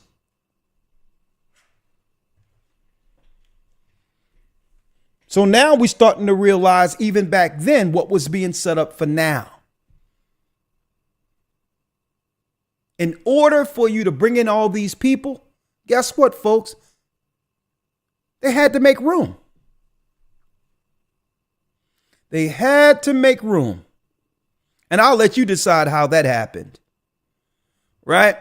Let's read, Elder Lawyer, Matthew 24. Let's start at the first verse. Yes, sir. Matthew 24, verse number 1. And Yeshua went out and departed from the temple, and his disciples came to him for to show him the buildings of the temple. And Yeshua said unto them, See ye not all these things? Verily I say unto you, there shall not be left here one stone upon another that shall not be thrown down. And what was Christ prophesying right here? The fall of our homeland, Jerusalem. 70 AD. Vespasian and Titus sacked Jerusalem. Our people we were the only people left. The northern kingdom was already dispersed, with the majority of them being here, living here in the New World, before the Vatican discovered them. Okay? These were the 10 tribes. They weren't savages, nothing. They were the 12 tribes of Israel. They were 10 tribes. We were the remnant still left in Jerusalem until this prophecy. Christ had to come first. Because why? He had to establish a ministry in the earth, an understanding in the earth that would one day awaken the children of Israel. And after Christ came and was crucified, and then through the Spirit, he took full power of that realm we call Hades or hell to release the souls on the day of resurrection. And when he went and shed his blood on the heavenly tables, it was done. It was only a matter of time before our people would begin to wake up. And we're here now. Right? So the disciples started asking Christ questions. Let's read it. Yes, sir. Verse 3. And as he sat upon the Mount of Olives, the disciples came unto him privately, saying, Tell us, when shall these things be? And what shall be the sign of thy coming? What shall be the sign of thy coming? And of the end of the world. Now, when it says the end of the world, the earth is going to be here. This world is speaking of is eon or society. This is Esau's world. They tell you that in 2nd Esdras 6, 8, and 9. Right? And we're going to go there in a moment. So when it says the end of the world is going to be here, folks. When you hear them say that they have to, what's that initiative they have? When they talk of sustainability. What is it? Something 2030. Yeah, but it's sustainability they putting out there that we must do something about the population, or the earth or the world will discontinue or cease to exist. That's a lie. The earth will always be here. The world that they're claiming will cease to exist is their world. Speaking of their power. So when they say sustainability, they're talking about sustaining their power. Right? At our expense. What they're saying, the more our people begin to understand and grow, it's a threat to their what? Their authority. So when you hear sustainability, the earth is this, we must lower the numbers. They have to lower the numbers because they're losing when it comes to population. So sustainability for them is talking more so of power than it is of whether or not the earth will continue. The Bible tells you the earth will continue. So understand, when you buy into this sustainability, what you're buying into. You're buying into what? You got it. The depopulation of God's people. Right? Let's get it real quick to show you what it means by this world real quick, Elder Lawyer, using the precepts, right? Let's go real quick. Let's go to 2nd Esdras 6 and 8. Yes, right? sir. 2nd Esdras 6 and 8. Let's read it. And he said unto me, from Abraham unto Isaac, when Jacob and Esau were born of him, read. Jacob's hand held first the hill of Esau. Jacob's hand held first the hill of Esau. Read. For Esau is the end of the world. He's the what? For Esau is the end of the world. Esau, the Romans, and I'm going into who is Edom this coming Sunday. He's the end of the world, and that's in the academy. Read. And Jacob is the beginning of it that followeth. So the end of Esau's world is the beginning of Jacob's world. So when they talk sustainability, it's not talking about the earth is hurting, something is going to happen to the earth. It's speaking of their dominion. So the world right now is being ran and controlled by Esau. So who would be ruling at the end of the world according to this prophecy? Edomites. See that? Edomites. So now let's go back real quick, if you will. Let's go back to Matthew 24 again. Yes, sir. Matthew 24, verse 3. Read. And as he sat upon the Mount of Olives, the disciples came unto him privately, saying, Tell us, when shall these things be? And what shall be the sign of thy coming and of the end of the world? The end of Esau's empire. That's what Christ was talking about there. Who was ruling during the time of Christ and the disciples? The Romans. So what they were asking Christ in essence is, when will it be our turn in prophecy? When will you bring forth our rule? Right? Read the 4th verse. Yes, sir. Verse 4. And Yeshua answered and said unto them, Take heed that no man deceive you. Take heed that no man deceive you. He was tipping our people off to the Romans, who would come in after the fall of Jerusalem and switch everything up. Right? They would make you believe that they're the people of Christ, that Christ looked like them. Christ was them. See? Now that there's no one to argue the point, now that our people in slavery, they have now taken our name. Right? They have taken our name. And it says, take heed that no man deceive you. And they came with a new Christ that no one knew about before our people were destroyed. They came with a new Christ. Telling you, yeah, Christ tell you can do what you want. All right, you can just sin and just say, you covered by the blood, like your boy T.D. Jakes. T.D. Jakes came out of the lawyer and said, all I got to do is just accept the blood. And then he said, even if I did it, I'm covered by the blood.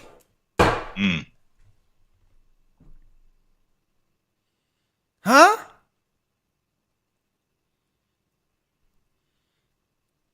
The Bible says, confess your faults one to another, lest you can be healed.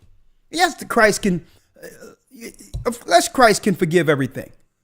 But of course, will you admit the fault? And then if you admit the fault, then you have to what? You have to understand the gravity of that particular sin. Okay. I don't know what it is. I don't know what maybe it's just an abomination. I don't know what a power bottom is.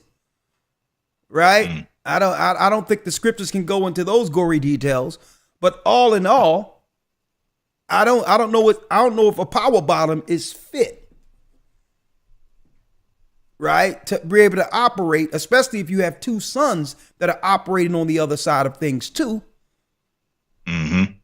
Right? If you got two sons that are operating on the other side of the fence here, we have to start questioning your parental skills, let alone the authority it takes to actually convey the word of God. Right. He answered and said unto them, take heed that no man deceive you. Read. For many shall come in my name, saying, I am Christ, and shall deceive many. Come on. And you shall hear of what? And ye shall hear of wars and rumors of wars. That's what we're hearing now. See? When you hear them claiming that they're going to bring in who? They're going to bring in strangers from another country with probably all types of, uncomely backgrounds to swear in to defend the country. That's a war. Okay. You can have an enemy in friendly uniform. Now think about if a country is seeking to undermine or infiltrate America.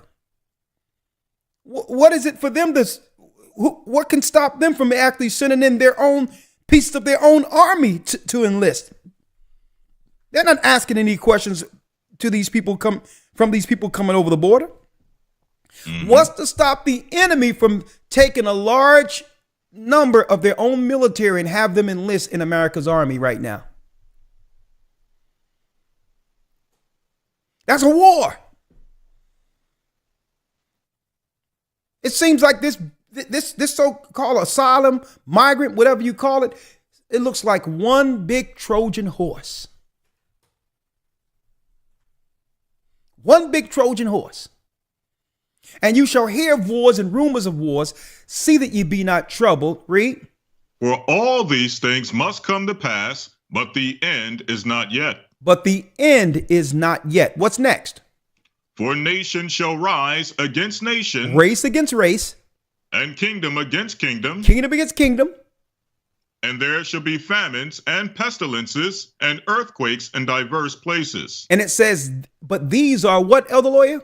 All these are the beginning of sorrows. All these are the beginning of sorrows. It seems, Elder Lawyer, as if our people who claim to believe in Christ all up in these churches and all that have been duped. Right? And you know what have duped our people? Right? They were able to play on our emotions, knowing that we are a caring and forgiving people. And they have weaponized that against us. Oh, yeah. Y'all remember this? Let me pull you in, Elder Lawyer, right here. 2019, out of nowhere, 30 years later, here's where the Central Park Five are now. Central Park Five, 5 black boys. All of a sudden, a story comes out of nowhere to bring light to the racist Trump. They claim he raped a white woman. This have all the telltale signs of an emotional trigger. White woman lied on a black man. Black boys. Black boys are suffering. Right? It has all the telltale signs of one big trigger. George Floyd. Mama. Right? Mama. I can't breathe. And what we didn't know is this was seeding our psychology for something that was coming that would actually have those same hashtags on either side of that particular phrase. They were seeding us with a phrase that would be relevant a few months later. I can't breathe. Right? Only to after that totally disrespect our people who came out emotionally triggered to get this man in office for him to sign an anti-Asian hate crime bill. When we were told that the disease came from Wuhan, China. What hate are they experiencing? When he came, he was put in position based off of emotionally triggering us to believe that he wasn't the racist, that Trump was. Right? Let's make this clear now, Elder Lawyer. The disease comes from Wuhan, China, which is a threat to the American citizens. Only for after all this to go down, for him to sign a bill to protect Asian people? Interesting, isn't it? After using our emotional vote. And here they go again. Families in disbelief after hundreds of bodies found buried behind Mississippi jail. And I'm looking for them to attach some police to this as a dumping ground for black people. Right? And what you have to look at, folks, what you have to look at, now I look at these things. By who? By Karina Cuevas and Amna Nawas. Why is Karina Cuevas and Amna Nawaz, which is East Indian, why are they so concerned about what happened to black people buried behind a prison? Because you know why? Because when we get triggered here are the black and brown people who are going to benefit. You can't make this up. You can't make this up. Let me click on her real quick. There she go. East Indian. Sort of like Kamala a little bit, right? Now, why are they propping up political stories that would incinerate black people? Because they don't have enough numbers as a constituency to keep Biden in office. So they must use us as test dummies by triggering our emotions in order for them to gain power, status, finances, in order for them to get everything our people died and fought for. They must use our political numbers. So now they're doing the same thing. It's a Central Park 5 on steroids. Yeah, we found some black people buried behind a prison, and let's now tidy it up by connecting it to some white police. Get ready for it, y'all. And at the same time, on cue, as it was 3 years ago, they're coming with what? World leaders are getting together to discuss disease X. Here's what to know about the hypothetical pandemic. And folks, Christ said what? Elder Lawyer, let's read this. Matthew 5:22, and I'm going to turn it over to the people because we need to have some of these questions answered. Folks, they're throwing everything at the wall. And guess what? If there's no spiritual intervention, no one on earth would be left, not even them.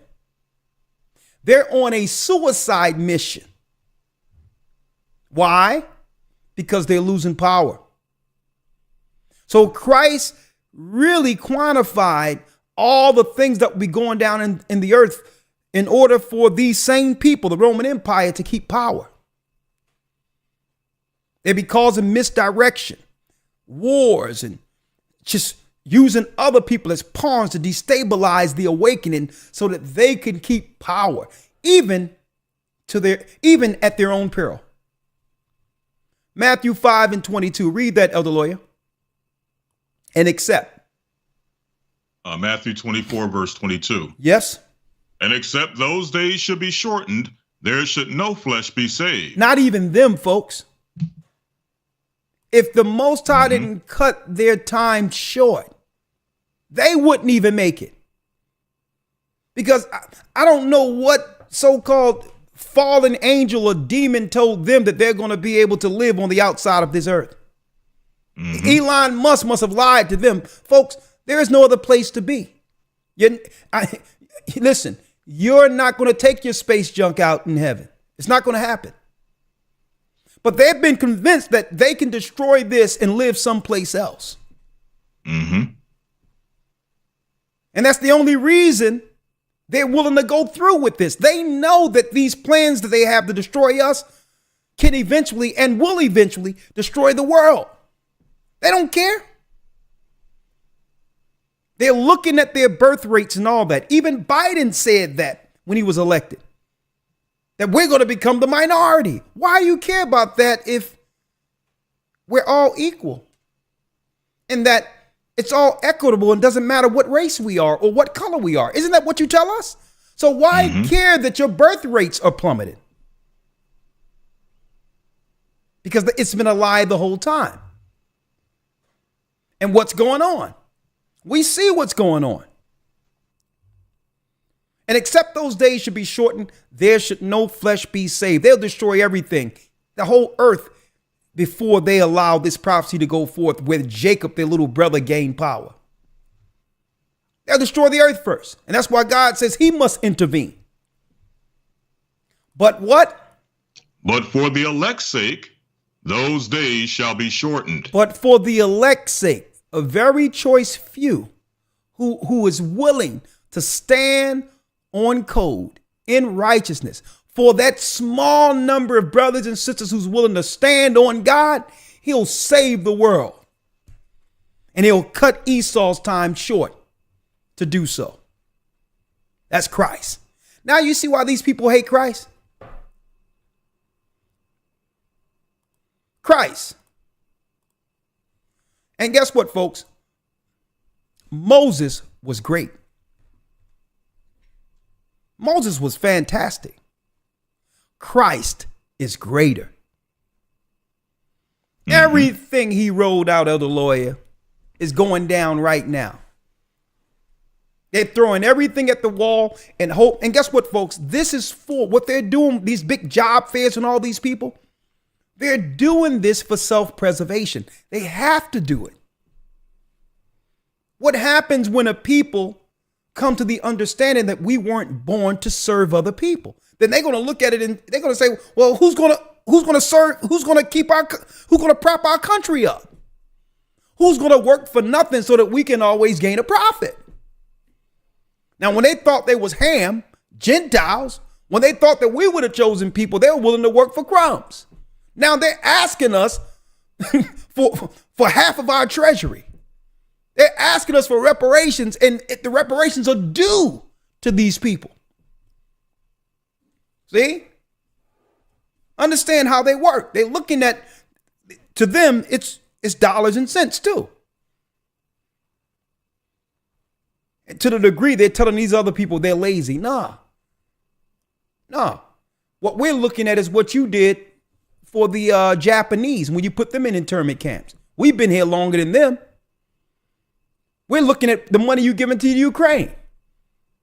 We got enough sense to understand that we mean more to this world and this country than the Ukrainians.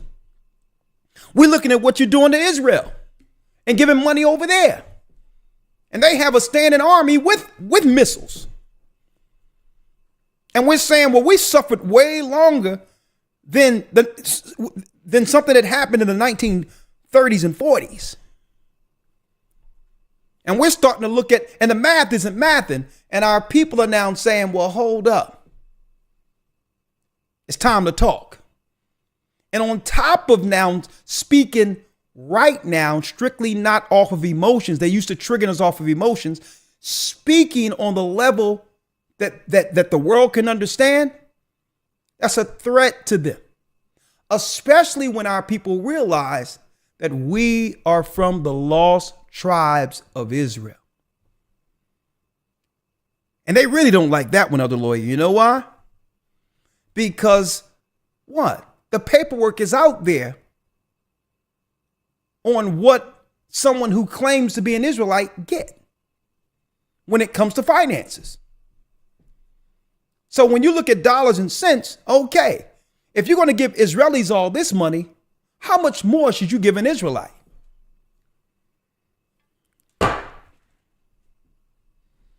Okay, the paperwork is out there on how much you get if you of Israel, right? So we're going to talk about this today, right? Here's some of the questions I'm posing, Elder Lawyer, right? Let me put it out there real quick, right? Number one,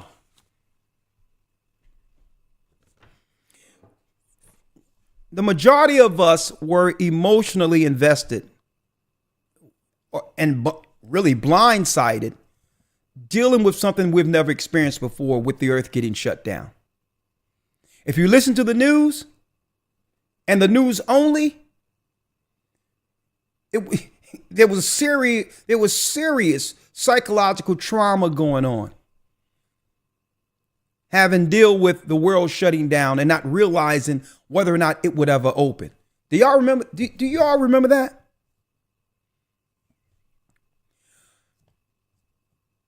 What have you noticed different on this side of the pandemic compared to before the world shut down? That's the first question.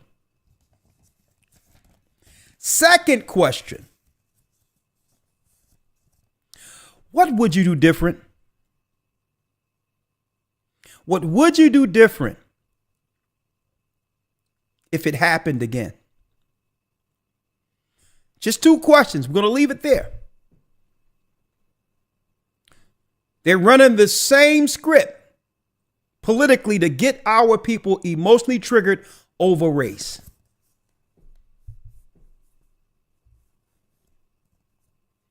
They're running the same script. So I have to ask,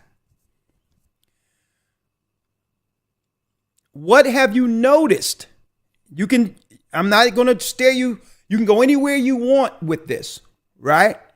Within the boundaries of keeping this channel. Because I didn't even go into the solution they had that would allow everything to open up. You notice I don't have to. What have you noticed differently around you, or whatever the case is now, than before the earth shut down? What would you do different now? What would you do different if the same thing happened again? Now, 515-605-9327. And if this doesn't work right, it's okay. I have a Zoom open for those who would like the Zoom option, okay? I'll call you right back, Elder Lawyer. Yes, sir.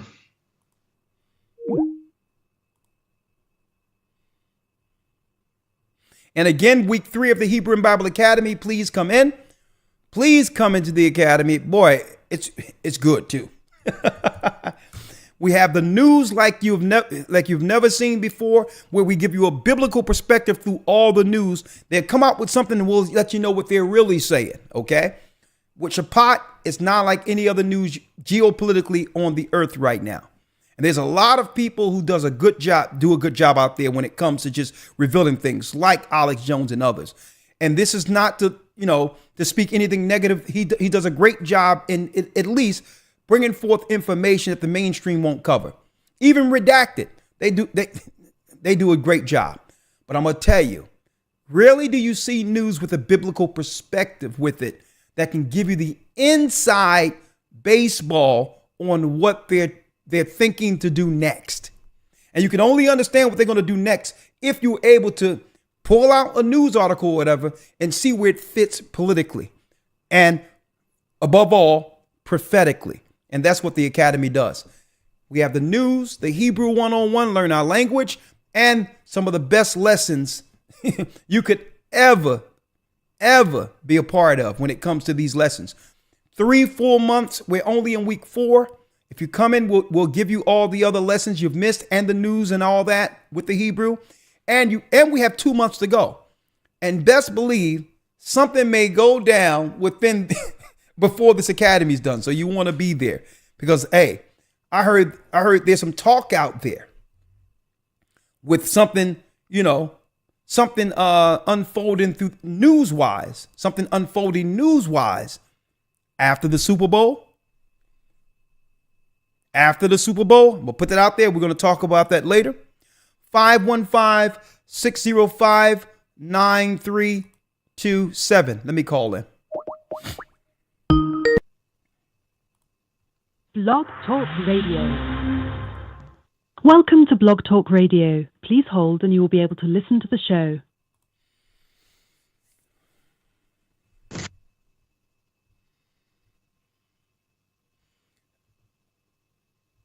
Elder Lawyer, you back?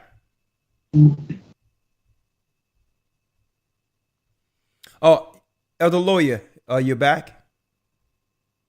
Yes, sir. Okay. It's up to you whether or not you want to bring in your video, or you can just stay with the audio. That's fine. Okay, let me, okay. Unmuted. I'm unmuted? Unmuted. Okay, I'm unmuted. Okay. All right, let's go. We have Karen has a comment, and we're going to just try to stick within these two particular, because, I'm curious to know, right? Especially for those who are really new concerning this teaching. They had everyone out there emotionally invested, and it seemed like they were controlling people, right? Through invisible strings by triggering people through fear and emotion. Okay, with race and all of that, right? What have you noticed different in the earth after they opened up? How's the world changed from before the earth shut down for you? Give me some insight on that. And the second one, what would you do different if they rolled out the same scenario again? Let's bring people in. Karen has a comment. Yes, Karen. Let me pull her in. Sir, how are you? How you doing, Karen? Bless you. I'm blessed. I'm with the DMV body, and what I have noticed, sir, is that there's more crime, there's more lawlessness, and people are still planning like everything's just going to go on as normal, of course. Well, when you say crime, of course, in the inner city where we came up, there was always crime. But how is this out of the norm compared to what we seen coming up? Like, give me some examples of more crime. What do you mean? More crime, like carjacking, more kids are committing crimes that that are just more heinous. You've got a lot of domestic killings, large amounts of people being killed at one time, and all over the country, actually, which I think is just it's just people are just not the love of many has waxed cold, and it just seems like everyone's out for themselves. That's what I've noticed. I mean, it's actually a bit scary. The one thing that I noticed that have changed a lot since after the pandemic is the fact that I live in a suburban neighborhood, and I was like one of the first people that moved into this new community. Been living here over 7 years now. And at first, it was, Caucasians, and you had your blacks. But now, the whole neighborhood is foreigners, East Indians, Africans, Afghans.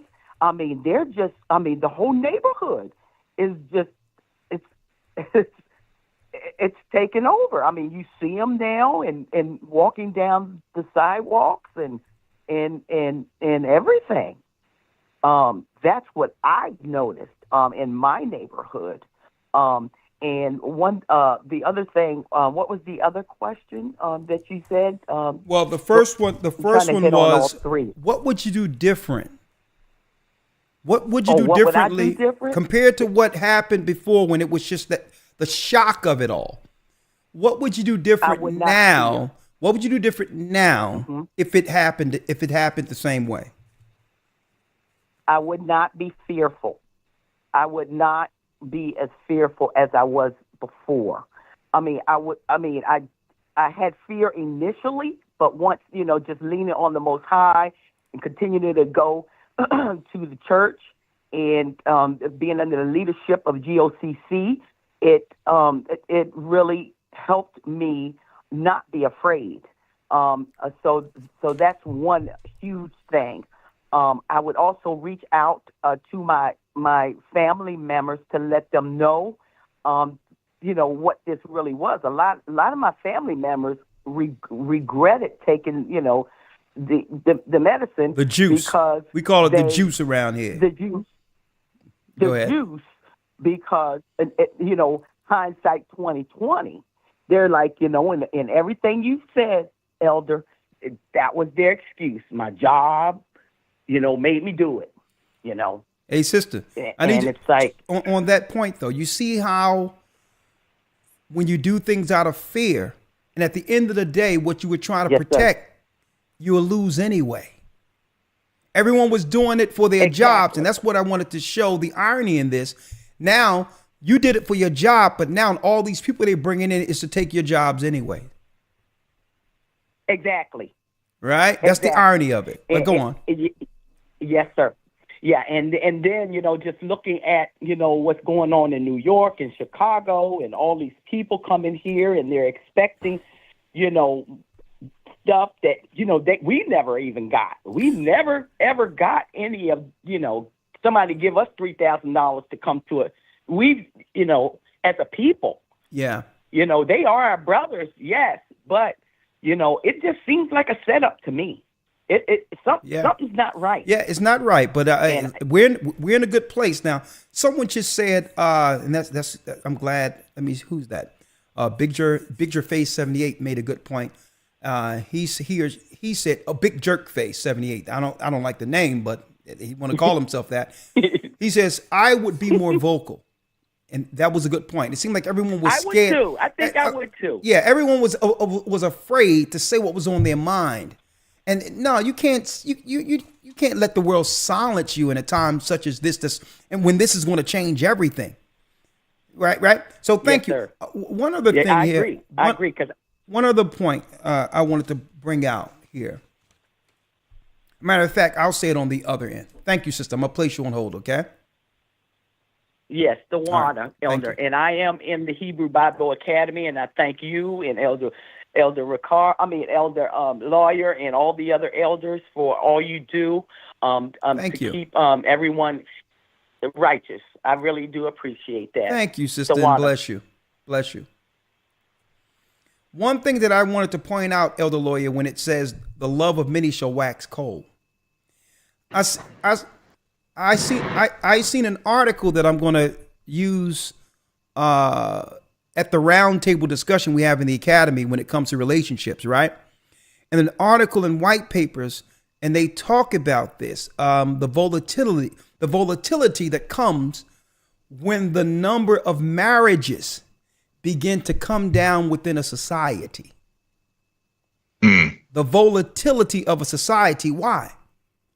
The majority of the caring to sustain a society comes from one's love of husband, wife, children, right? Right. This is why you're willing to protect a country, because your family lives there, right? So breaking up families, allowing marriages to be what they call that no-fault divorce, and to allow people to just mess around and just whatever the case is without any commitments and have children by other men and or vice versa, and a man having babies by everyone, but without marriage, the world becomes volatile because either person have lost that what you would call love spirit, and that love spirit is what is really what survives a nation. So it talks about that. When it says the love of many shall wax cold, what we didn't see, that love, it was actually, when you look at it and break it down, it was supposed to have been what it is with man and woman from the beginning.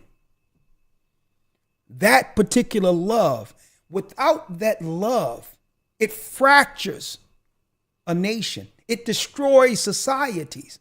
So we just look at it like, well, people are less patient than they used to be. People don't care like they used to. But marriage, tradition, and legacy gave what? Gave us reason. Reason, folks, to defend and to do what? And to keep a thriving society. It gave us purpose to fight. It gave us purpose to defend. Because we had something to defend for. We had a legacy that had to continue beyond us. But you take marriage away, the love of many wax cold. A man will do things that he would normally do because why? What I got to live for anyway? So they can rob, steal, or whatever. Because if anything go down, it's just me going down. I don't have nothing to live for, right? See, but that's what they had to do. They had to break man and woman apart.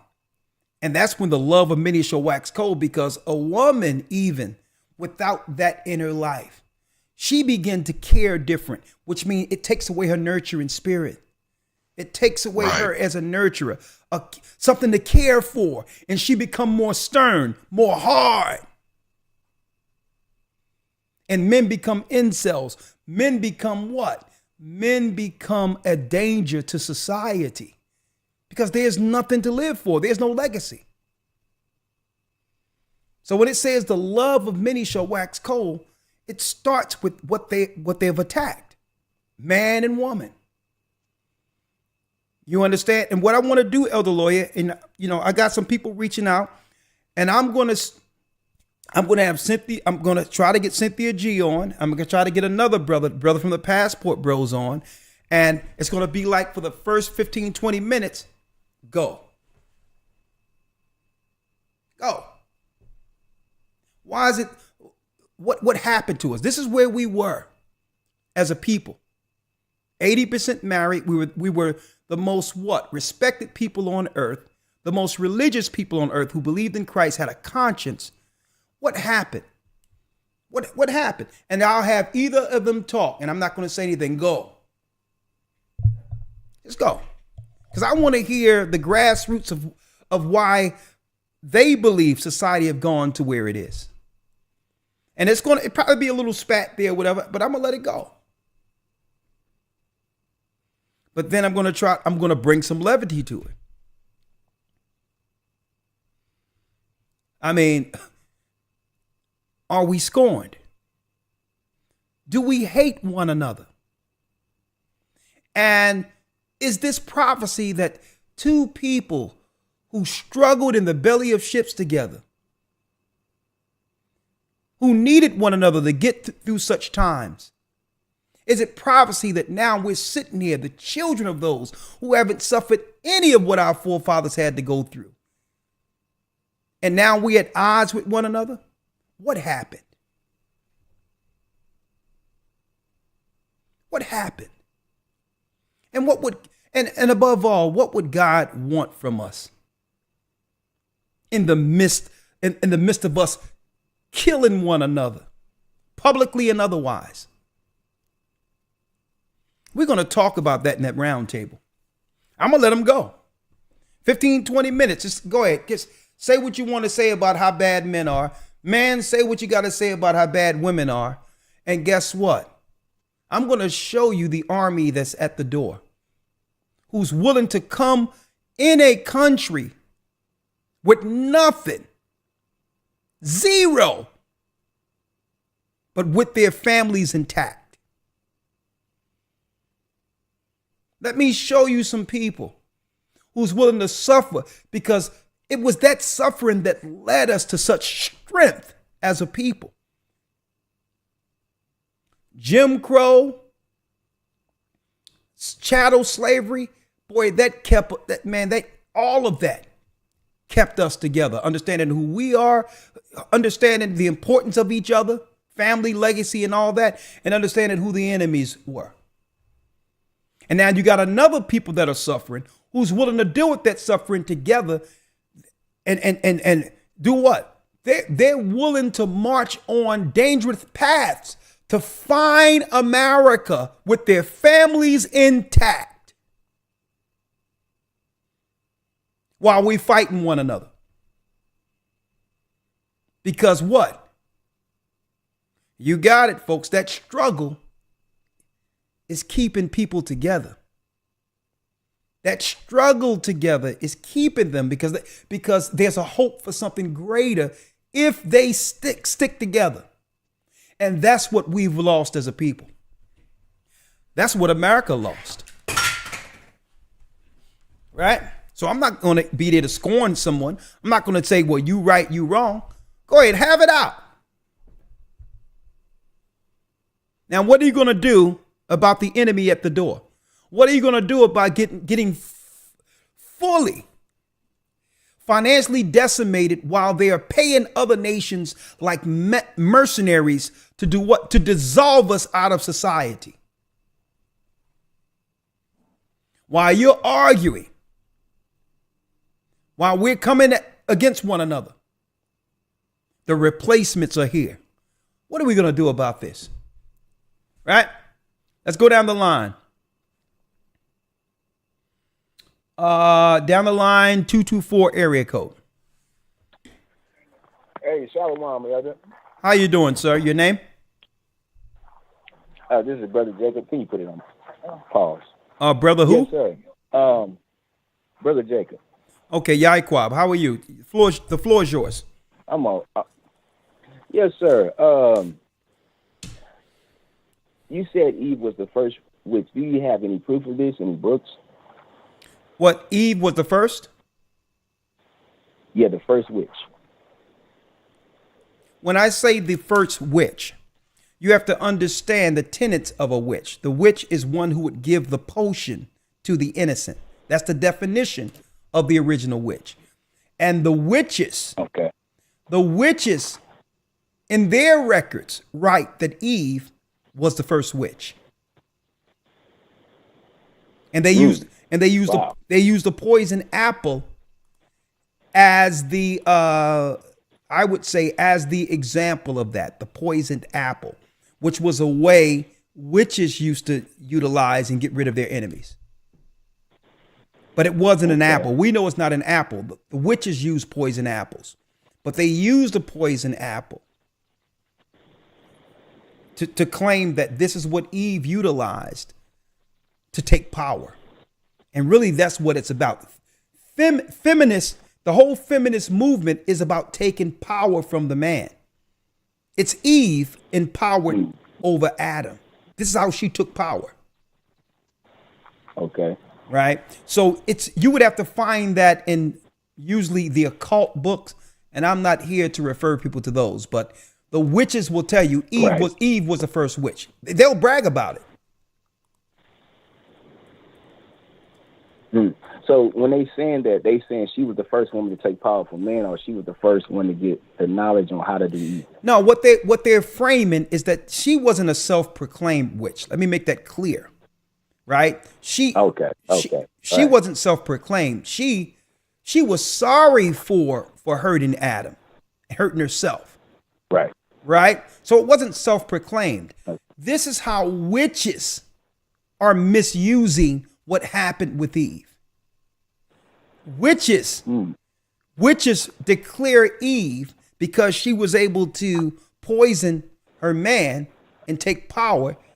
She's like what you would call, she's really she's like a model that's utilized for witches to take the power of men. Right? So she's a figure for that, being that Eve gave Adam the fruit first. Right? So she's more so a model. She wasn't self-proclaimed. She was sorry for this. But women who are witches aren't seeing it like that. Okay? They believe that she should have been empowered anyway over the man. These are men haters. Okay? Oh, okay. Yeah. Now, when it says hatred between her and seed and thy seed, isn't that representative of Israel and the synagogue of Satan? When it says in Genesis 3, and that is a good question. I just handled that in the academy. When it says put enmity between thy seed and the woman's seed, it was speaking of Satan's seed, the people who would actually side with him against the woman's seed, who are Israel. Like today, the serpent's seed would be Romans, the Vatican, the Romans. Right. They're his seed now. And I'm speaking of the power structure of Rome. Okay, they're his seed. Right. Right. Okay. Yep. Anything else? And Israel just represents the 12 tribes of Israel or Judah. When you say Israel, what are you speaking of? The 12 tribes? What are you speaking of in particular? Yeah, I was wondering when it says his seed, thy seed, was that representative of us? Judah, or just the whole entire 12 tribes? The woman seed is the 12 tribes of Israel. I don't know if you were in the lesson, the promised seed, but that promised seed, Abraham, Isaac, Jacob, and through that seed, it extended to the 12 tribes. So when you go into Revelations 12, it speaks of what? The woman, 12 stars with the sun and moon under her feet. So that the 12 tribes is the woman. The Bible states that. Okay, gotcha. The Bible states that Israel is the wife of the Almighty. He's the husband of the 12 tribes. So it's the 12 tribes who are the woman. When you look at Revelations 12. Okay. All right? Okay, thank you, brother. Shalom, elder. Shalom. Obviously, you're not in the academy, or you would have had that. Those questions were answered actually last week, but it's all good. You got it in detail. All right? All right. My brother. All Shalom. right. Hold on. All right, I'm going to see if I can, while I'm getting these calls together, I'm going to see if there's an option to drop the Zoom real quick. Hold on. See if there's an option to at least drop the Zoom. Okay, yeah. I'm connecting now. Hold on. Join with computer. All right, let's see here. That's the speaker and microphone. All right, one moment.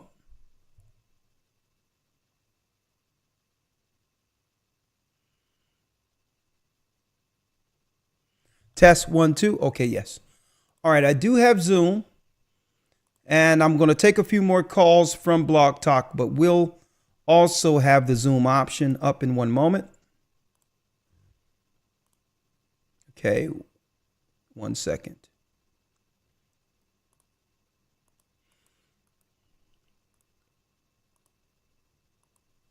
Okay, I have that there.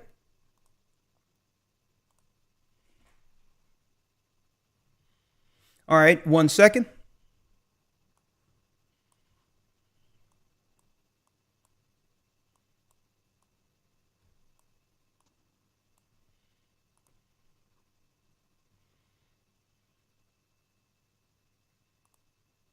All right, we're going to take some Zoom calls and some more Blog Talk calls in a moment. I'll be back in 1 minute. The Bible. Is it hard to understand? When it comes to reading the Bible, the first thing that comes to mind is the fact that this is the Word of God. The seals have been broken, and the truth is here. And when we go throughout the scriptures, when we go throughout extra biblical records, we find that the language that God employed, that he used to create the heavens and the earth, was the Hebrew language. Christ said, I came for the lost sheep of the house of Israel. But yet no one, no religious leader, no religious church out there anywhere can now identify the 12 tribes of Israel. Can we? God is quite simple, but it seems as if man makes understanding him hard. What are those mysteries? The truth of your book. All right. And the truth. And the truth will make you free. The Hebrew and Bible Academy. You're invited. You are invited, my brothers and sisters. You are invited.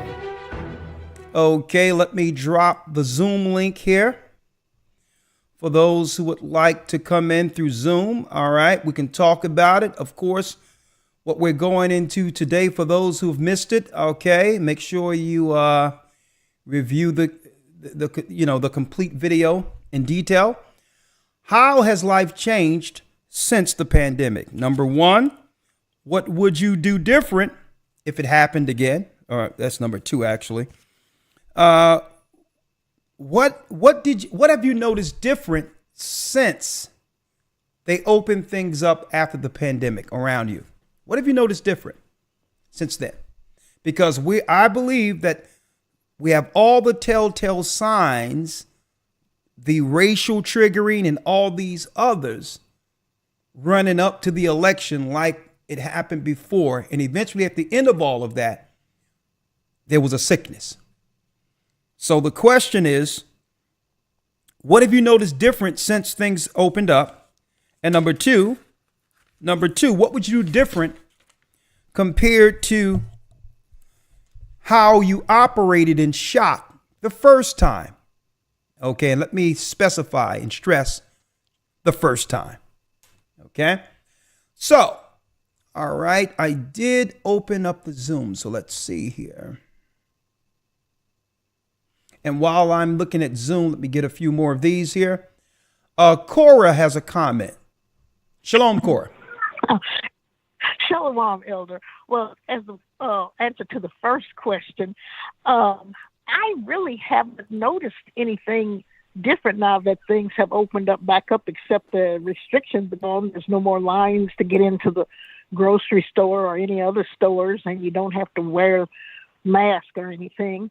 And where do you live, Cora? Again, where do you live? In Harlem. You're in Harlem. So you probably didn't notice this more so than other people or other cities who aren't used to such diverse races and all that. But in Harlem, you don't see an inordinate number of foreigners in Harlem compared to times past. Well, I've only been in Harlem a couple of years. I just moved to New York in 2011. Before that, I was living in St. Louis, and I noticed there was more polarity. In St. Louis, it was just more black and white. But when I came to New York, it was kind of a melding. There was black, and then Hispanics, and then whites, and it wasn't as polarized as it was back in St. Louis. Okay, so you haven't seen much of a difference in Harlem. No, the only thing I noticed in Harlem is well, a few years ago, before the pandemic, I said to my daughter, I said, I'm seeing too many white folks running around Harlem. Harlem is supposed to be a black neighborhood. And she said, she made mention of the same thing. But other than that, in the past year, since 2020, I haven't really noticed anything different. Okay. All right. Well, like I said, okay. Well, let me ask you. Let me ask you the other question. Mm-hmm. Okay, that's fine. Okay. Initially, there was a great shock. Think about what happened during that time, and what would you do differently now that you know? Now that you've experienced it the first time, what would you do differently, if anything? Well, I can't think of anything. I just followed the regulations, the rules of having to do what you have to do. Like you had to wear a mask on the bus. You had to wear a mask to get in the grocery stores. And I know, but like that. What I'm asking is, think about what you did Listen to my question. What would you do differently? Or you would just do the same? Well, differently. Well, doing the same. I would just follow all the regulations that you have to do. Now, I didn't particularly listen to everything they said, because when they said, don't go outside without a mask. Well, I wore the mask because you had to have it to get on the bus. But the minute I stepped off the bus and those doors closed, I didn't listen to what they said. I snatched that mask off and breathed God's good air walking all the way home from the bus stop. Okay. And they talk about stay in your house. Well, I went out in the backyard. I was living on Staten Island at the time. I went out in the backyard and got me some sunshine and my vitamin D and breathed God's good air. Good for you. I didn't sit in the house. All right. I didn't sit in the Well, house. thank you, Cora. I'll see you on Patreon this Friday, okay? Okay, sure will. Thank you. Bless you. Bless you. And in the academy. Okay. And Thank in the you. academy also. Bless you. Bless you. Okay. All right. Okay. There goes Sister Cora. All right. I'm going to try this. Adam Malachi Israel. I'm going to let you in, and please, as you come in, Adam, I need you to make sure your audio is on. How you doing, Adam? Hey, can you hear me? Yes, I can hear you. How are you? Oh, praise to the Most High. I'm blessed and highly favored, Elder. How are you? I know you're great. Do me a favor, because your phone is moving around. Okay, I need you to center yourself, or if you don't want the video, just cut the video off. But right now, no look, problem. Are you in a dark room, my brother? Well, I'm actually in Israel, so it's actually about 5 in the morning here almost. Okay, I've been trying to catch you forever. Okay, I need to see your face. So, okay, let me see. Let me see. I gotta turn. What time of morning is it? It's 4:18 over here.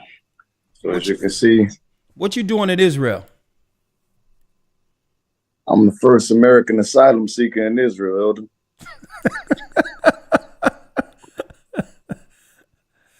Oh, okay. I've been here 6 years now. Okay, so you know the scriptures where it talks about they're going to leave that area and go into Kittim, right? What's to that scripture about what you say I got going on? What's going on is the people that are there that know what's happening, what's about to happen, will leave Israel. The 6 million is also a prophetic prophecy. Self-fulfilled.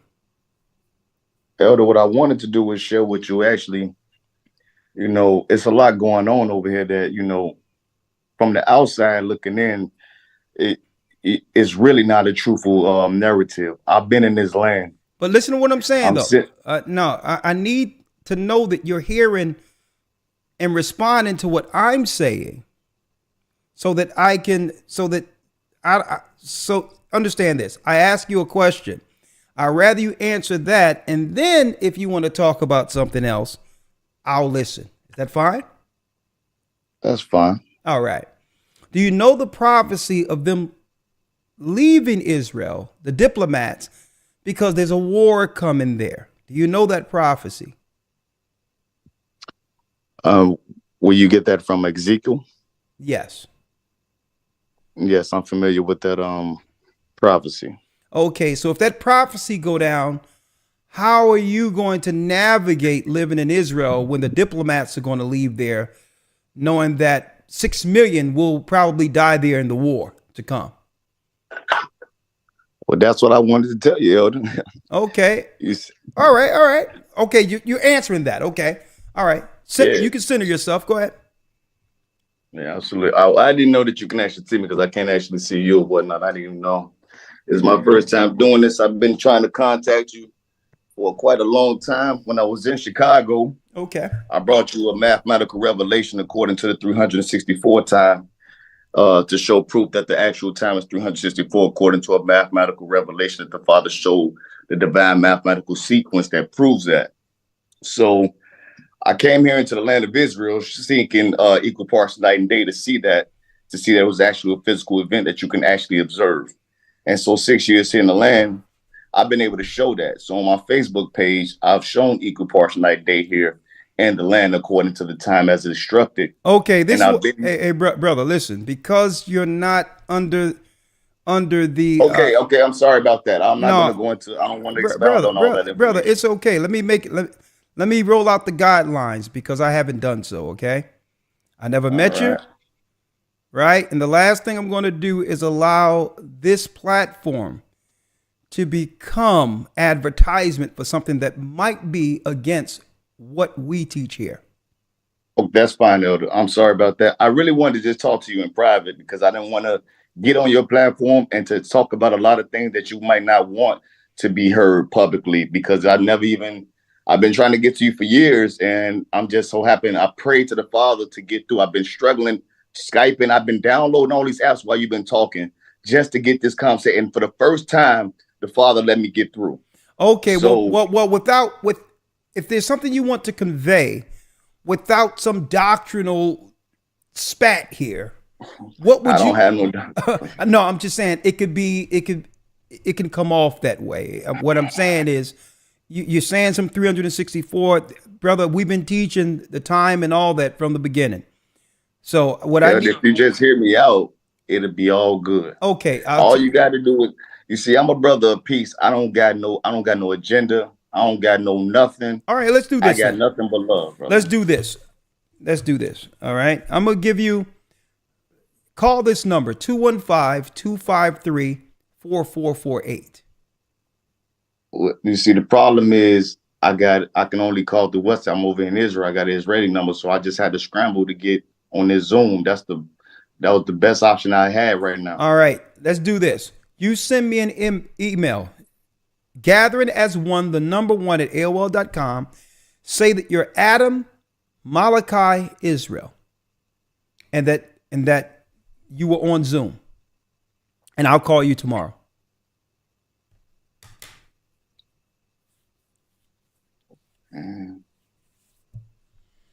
What part of Israel are you in, brother? What part? I'm right here in Eilat, over here on the border of Egypt and Jordan. Okay. How far? Okay, I know where you are. And you said you've been out there for how long? I've been here for 6 years now. With who? Myself. Okay. And did you go over Jordan, or have you always been in Israel? I've been in Israel the whole time. I visited Egypt, while I was here. Not Egypt. I said Jordan. No, I ain't been to Jordan at all. What part of Egypt you visited? I went through all of Egypt. I went all the way from Upper and Lower Egypt. Okay. Are you by yourself, family? What? Yeah, I'm by myself. I came here by myself. I didn't know I was going to end up staying here. I was just obedient to the Father, the way it all unfolded with this asylum thing that I saw.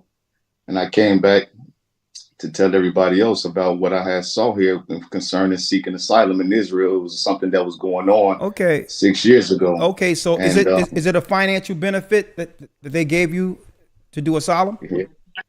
It's a benefit like what y'all saying going on in America. I've been having that benefit here. I've been having a very divine sovereignty living in Israel by myself without no connection with the people from Dimona. In fact, you see they're going through a deportation situation with their status. And I'm over here with status, and I'm able to live, take care of myself. And I came with nothing. Okay. I came with just the clothes on my back, and I got everything, as you can see. Okay. I got my own. Okay, so they did hook you up. So what are the requirements on your side? All they did was give me status. No, I'm talking from your side.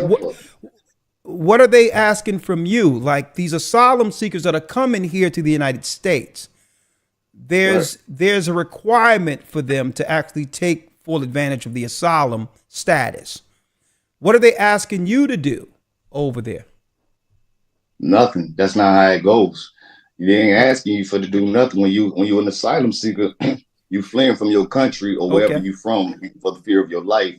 So when you get the status, it's just basically for you to legally be able to be here. Now, I've been telling them I only speak on Facebook, but over here through the algorithms, through my social media and through TikToks, they've been advertising for people to come to America and saying that you can get jobs over there is low as a cleaning job for $35 an hour, and that they will get you a visa and that they will get you a place to stay. I've been telling people that you guys can't see this through your algorithm over there. This is an international thing that I'm seeing on my end. So now we talking. What you're saying is because there's a block on certain things within the United States, we're not seeing the marketing to these individuals who are coming over. They can do a regular cleaning job and they're coming in the gate $35 an hour to clean. Exactly. Interesting. This was not like this before. Even the Ethiopians, people here in Israel, couldn't just come over to America like that. They had to go through a whole situation with the government to try to get a visa and all that, especially the Ethiopians. They would love to come over there. But now, all they have to do now is know somebody over there. They don't have to have no ties to you or nothing. All you have to do is say you know them. They you give them a name and an address, and you vouch for it. And that's all they need.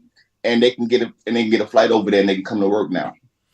That never happened. That just happened starting this year for them. But so my Ethiopian friends that I know, they're on their way to America.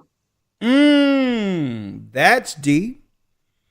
Well, I've been trying to talk to you, Elder. Okay. I got a lot. Hey, I'm the one here in Israel with the true information what's going on in Israel. How long? Let me ask you this: how long have you been following the church? Elder, I've been following the church. I want to say since 2008, since before Barack Obama was about to become president, during his election period. I've been aware about you. I've been following you. I only listen to you out of all the teachers amongst the elders. You know, I'm a man of God of my own, but I only listen to you. So I consider you my elder, even though we've never met, even though when we did meet, when I brought you the information that I brought you in Chicago, but I never been able to get in contact with you ever since. The Father put me on a divine journey. And I've only listened to you. I've seen I've met the other elders, Bishop Nathaniel and all of them. I brought all of them the information. I've at least came across to them and brought them the information. But I don't listen to their information particularly. I don't listen to them teach. I've only been able to listen to you and Elder Lawyer. So yeah, that's been the case since 2008. Well, Adam, you my brother. So I apologize because sometimes I have to be a little guarded because I don't know from what angle people are coming, and there's so many people who trust this platform to be guided, and sometimes I'm a little overprotective there. So it's good. All right. So I'll tell you what, brother, I definitely want to talk to you because there's so many things that I would like to say to you that I can't say right here. All right, but I would like to do. Likewise. I would also like to do an interview with you, and I would love to do so. Okay, but we have to set it up. We have to talk about it. All I have to say to you, my brother, the asylum money is good right now, even from your side, but you're gonna have to plan to pivot. We're gonna talk about it. I'm gonna talk to you about the pivot. You don't have to pivot from too far from there, but you're gonna have to pivot. Because this war they're doing with Iran is gonna be toast over there, and they're willing to sacrifice you in it. And I'll talk to you about it. You talk about it. So what I'm saying is, grab what you can grab while you got it, but you need to be able to parlay it. And I'm gonna talk to you about that. You don't got to give me anything at all. I'm gonna tell you if you're gonna get something, this is where you gotta go to get it with what you have. Well, I'm already rich, Elder. So the money ain't never been an option. It ain't never been an issue. It's been a divine calling for me. That's really been the situation the whole time. Okay. But we can talk about it. We'll talk about it, my brother. But listen, it's good that you're rich, right? But the whole deal is toast is coming there. So we got to talk about you pivoting regardless of what you have. All right. Well, I'm living by Psalms 91 over here, Elder. Right, I got videos of missiles flying over my head and people where they running, and I'm showing the video footage of it flying over my head. So I know that they're gonna hit and land but I'm gonna be watching on both sides of me why it happened. And they ain't gonna touch this man of God right here, Elder. I'm pretty confident in that. Well, brother, listen, I know you have the faith, but hey, you know, one of the laws is you cannot tempt the Almighty. So I know you have faith. It's all good. I'm just saying. We need to talk, Elder. We just need to talk. We need to talk. I just want to share with you the information the Father's given me. It's a wealth of information. I got a lot of experience. Like I say, when it comes down to Israel, I've been here in the land. I know the people. I've done things that none of our people have done. That even from Demona, they know who I am and what I've done. They think I'm a federal agent. They've accused me of working with the government because of what I've done here in the land. Hey, listen. Literally. Hey, brother. Ain't the first time I heard that. Right now, we're really on the same part. Last I heard, I'm a CIA agent, right? Me and my whole family, right? So when you don't got the Spirit of God on you, you can't discern a man of God, and that's the situation that I'm dealing with. Listen, here. And my thing is, hey, if I'm working for the government, I'm doing a lousy job. I'll tell you. I'm trying to tell you. I'm trying to tell you that's how I feel about it. And listen. I should have been fired a long time ago. Man, can Satan cast out? No justice. Can Satan cast out Satan? Listen, brother, we're gonna talk. Go ahead. Send an email to me, gatheringas1 @AOL.com. You have my word. We have a conversation tomorrow, and you stay safe while you're there, brother. You stay safe there. Gatheringas1 @AOL.com. The number 1. Okay, number at AOL.com. Adam Malachi Israel. Just title it that. I'm going to make sure I reach out to you. I'll find a way to get to you. All right. I appreciate it, Elder. It's a blessing talking to you. Peace and blessing to the family, everybody. Have a peace and blessing. Hey, look at this, boy. The Most High doing what he do, ain't it? Bless you, my brother. Absolutely. I'm telling you. And listen, bless. Let me tell you, I know the Most High has shown you some things, because I'm going to tell you this before you go. The closer you get to the east, the more insight comes spiritually. Like the calendar, all these things that we got is while we were near where you are. It's like we're closer to that spirit that, you know, that have always enlightened the children of Israel. Like it's like you're right there. And the information that comes is just, it resonates to a degree where you know it's true. You know it's right. So I know you on a journey, brother. I know the Most High have you, right? And I'm not going to doubt that, but there's a reason we're talking. All right? Absolutely. I prayed for it to happen, and we're here. So the Father is working. He's doing some powerful things, Elder. We're going to talk about it. There's just a lot going on. And, you know, you won't understand it until we have a good conversation and talk about it. All right. Well, bless you, brother. I'm going to speak to you tomorrow. All right, Elder. Have a blessing. Get ready. Shalom. I can't wait to see you. I believe. Likewise. I believe at the end of this, we're going to be side by side swinging swords. I truly believe it. All right. Truly believe it. Yes, sir. All right. My brother, bless you. Bless you. All right. All right. Look at that there. All right, you can let yourself out, brother, and I'll bring the next person in. I'm trying to do it now. I never did it before. Did I just press leave or something? No, I'll do it for you. Don't worry about it. I'll do it. Bless you.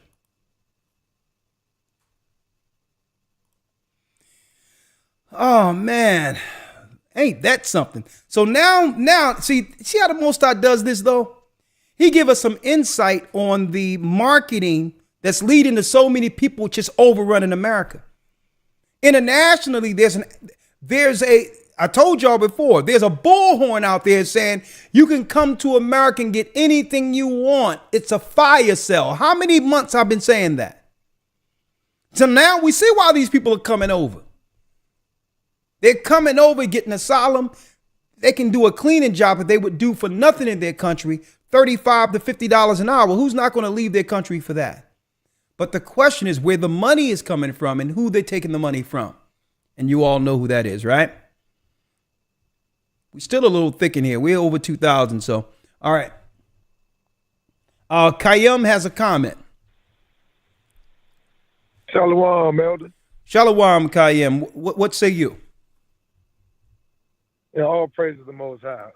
Hiya, Elder. Yes, sir. Shoot, if you're an Asian elder, your severance pay is on the way in the mail, and they're gonna say, "Listen, we don't need you to do this no more." Let me tell you, boy. I'm like, Lord. Yes, hey, listen. They called Christ Beelzebub. So, that's a few notches. I'm a few notches down from that. I'm CIA. Yes. Yes, sir.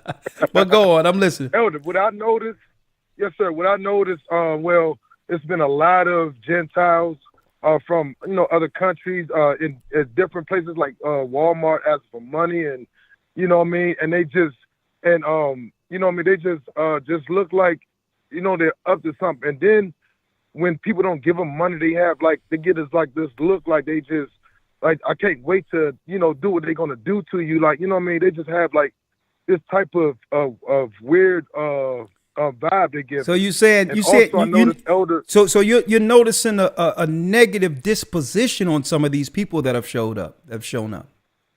Yes, sir. Yes, sir. It's like they ask for money. Then when people don't give them none, they got this look in there, and you can just feel a spirit on them that they have some type of hate for just the people here. Period. No matter what I mean. They just have a hate.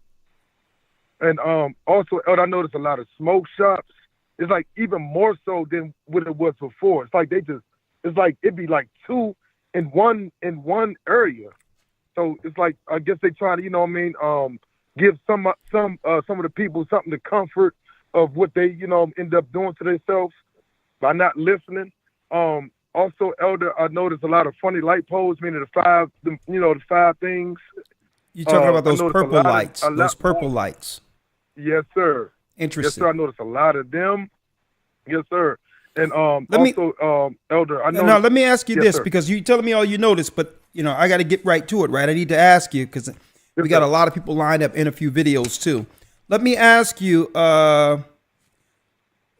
There was an initial shock when everything shut down. I don't know how long you've been in this, but when it all happened, many people were making decisions strictly off of fear, shock, jobs, whatever the case might be. Today, if it happened, what would you do differently compared to Elder, initially? I would do the same thing. But I think I would have handled my anxiety a little bit better, because what happened with me is I was waiting to hear from the church. I wasn't gonna make no moves, do nothing different than what I was doing by studying the word and listen and watching old videos. I was waiting for the church, but my anxiety was there because I was thinking like they're trying to kill us, and I was like, oh man! And I was remembering all the videos, even the videos with a young lawyer was young, and with the Bible in his hand looking around. I remember them videos, Elder. I was like, man, Elder was saying this. Oh, they trying to kill us, and I'm like, man, where's Elder? Where's the church? And then y'all finally came with a broadcast, and Elder, the anxiety was gone. Look at that. You know what I mean? But I would do nothing different. I would just make sure I control my anxiety. Exactly. No fear, no anxiety, just no overall. The Most High have it, right? So I'm glad. Believe it or not, I thank the Most High that I was there to be, to some degree, a calming mechanism through all of that, right? In the midst of all the fear and all these others, to be used as a just a common component during that time of confusion that was out there, or indecision. I thank the Most High, because and not only that, what you didn't see, and I'm glad what you didn't see, and people were looking, at no time did you see us acquiesce. You didn't see a change in us, and you definitely didn't see fear in us, right? And privately, I even told the leaders, the bishops, deacons, and all that, privately, one-on-one. I'm like, everyone is looking to you in time of crisis, and they know when you're scared, right? And if you're scared, you may have different functions within the church, but that's not your function. If you're showing fear before the people, they're looking at you to be the stabilizer. They're not looking at you to run behind them. And if they see you're not all right, they will not be all right.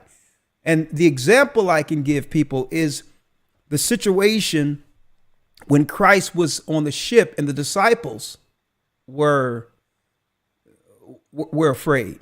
The storm. And when you look at the time that it talks about, the hour that Christ actually got up and calmed things, it was 4 a.m. They was like, man, it was 4 a.m. Dark, lightning coming down, the thing tilting, water's all over the place. And Christ was in the corner asleep. And they says, Christ, you need to get up. We're going to die here. Right? And Christ looked at them and said, listen, what I'm going to do with you guys, man? What am I? Listen, you have to strengthen your faith. You got to be better than this. And he looked up and calmed the waters and calmed the storm. Right? And the example of that is what? Christ was showing the disciples. If you don't see me panic, you don't panic. If you see me here relaxing, and if you believe I am who the Most High sent here, then you should have been asleep right next to me. Okay? If you don't see me panic, you don't panic. There's too many people depending on leaders to guide them. Right? So I even spoke to the leaders, and there was even no question at all concerning whether or not we was going to follow politically what they were putting out there as a solution. That wasn't even on the table. Right? But you have the last word. Okay, Elder, I wanted to say this. If you remember the movie Braveheart, it was a scene where when he went out there and talked to the people, and the guy said, I ain't get all dressed up enough, Elder. I am pumped for this. Like Paul said, I'm a slave to this. Elder, I ain't get all dressed up for nothing. I'm here. You got my leadership, my elders. And Elder, I would like to see if you could look at Revelations 11 and 18 and let us know when is that supposed to be a prophecy. And the water, Elder, all praise to a higher, but Messiah will walk a dash. Well, before you go, I'll pull up Revelation 11 and 18. Yes, sir.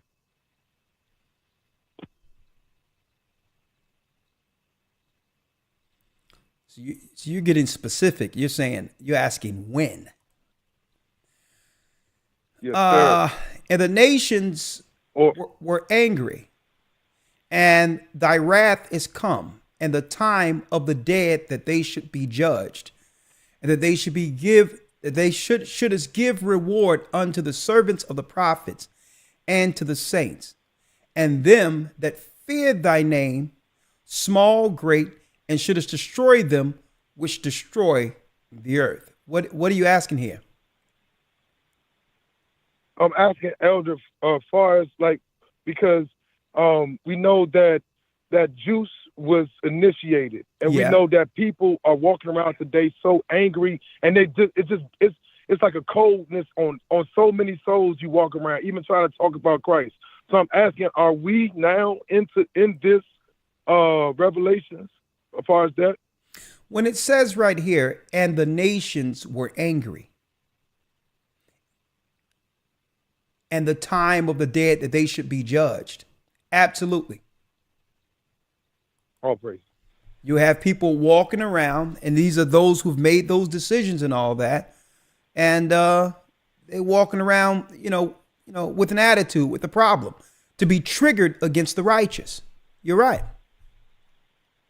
Okay. Thank you so much, sir.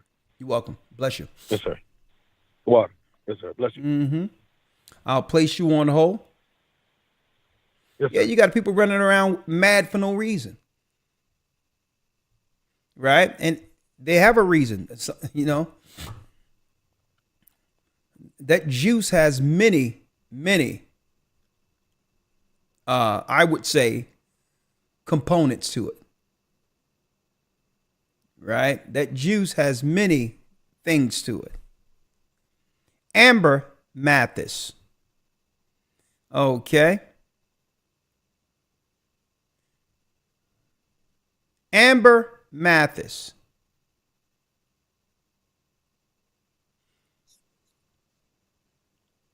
Amber Mathis. Hi, Elder. How you doing? Turn me off in the background, please, Amber. Okay. Am I turned off? Hold on. Hi, Elder. How you doing? Turn me off in the background, please. Yeah, just turn down the volume on your device. Okay. Right? Is that better? Yeah, that's better. How are you, Amber? I'm doing well. How are you? I'm blessed by the Almighty. Talk to me. So I'm so nervous. That's so crazy. How old are you, Amber? How old are you? I'm 23. I'm about to be 24 in March. Okay. City and state. I mean, here it is. Nice young daughter of Zion, modest. I'm looking at you, your natural face, and that's what's going on right there. That's good. Okay. Thank you. Modest, humble. Don't let the world change you into anything different. You're doing good the way you are, okay? Yes, sir. All right. So talk to me, Amber. What city or state? Give me that again. Currently, I'm in Mobile, Alabama. I'm in medical school, so sometimes it's a bit challenging to Taxing, yeah. Yeah, and also on Sabbath when you were like they put our sisters in white coats and pat them on the head. I was like, dang. Sister, that was generally speaking. I'm not speaking. Listen, if you got a job to do your job, but how did that make you feel? Why did you feel what? Ashamed? Is that Not necessarily ashamed, but I will say that what you say is true because in medical school there's not many Black men that are accepted, mainly Black women. And so I do see that a lot. And why do you think that is? Honestly, I don't know. Most of the people that get accepted into the school that I'm in get accepted through a pipeline program. But now that they've done away with like affirmative action, there's not many people that will probably get accepted. So they're trying to move around and pivot to get more people in. Typically, each class is about 10% Black, and the rest, everyone else. Everyone else is probably majority white. Asian. We do have East some Indian. Asians, East Indians. Yes, sir. And the Black man is extinct. We have 2 Black men in our class of 77. Of the nurses? Of medical school. Okay, medical school. Is that doctor, nurses, what? Yes, sir. It's to become a doctor. Okay, great. So you are actually in school to become a doctor? Yes, sir. I'm a second-year medical student. Well, sister, do your thing. Don't get frustrated. Don't Don't worry about it. You're doing a good job. We need some people on the inside who can actually do what you do. Okay, you'll come in with the Most High training you for. I told my son the same thing. He says, "Dad," my son, he was in Penn State, and he was telling me, "Dad, they talking about some stuff about about Zoroastrian studies and all these other things." I'm like, "Son, listen. Throw that crap out. Get what you need because we're going to need your intellect and know-how on the other side of all of this. So just do that. You spit out the bones." I'm like, Yes. We're going to need the know-how of what you're doing here. It's going to help our people long term. So don't ever feel when I'm saying something, sister, that it's pertaining to you. And Yes. the example I can give you is when we read Exodus 1 and 17, right?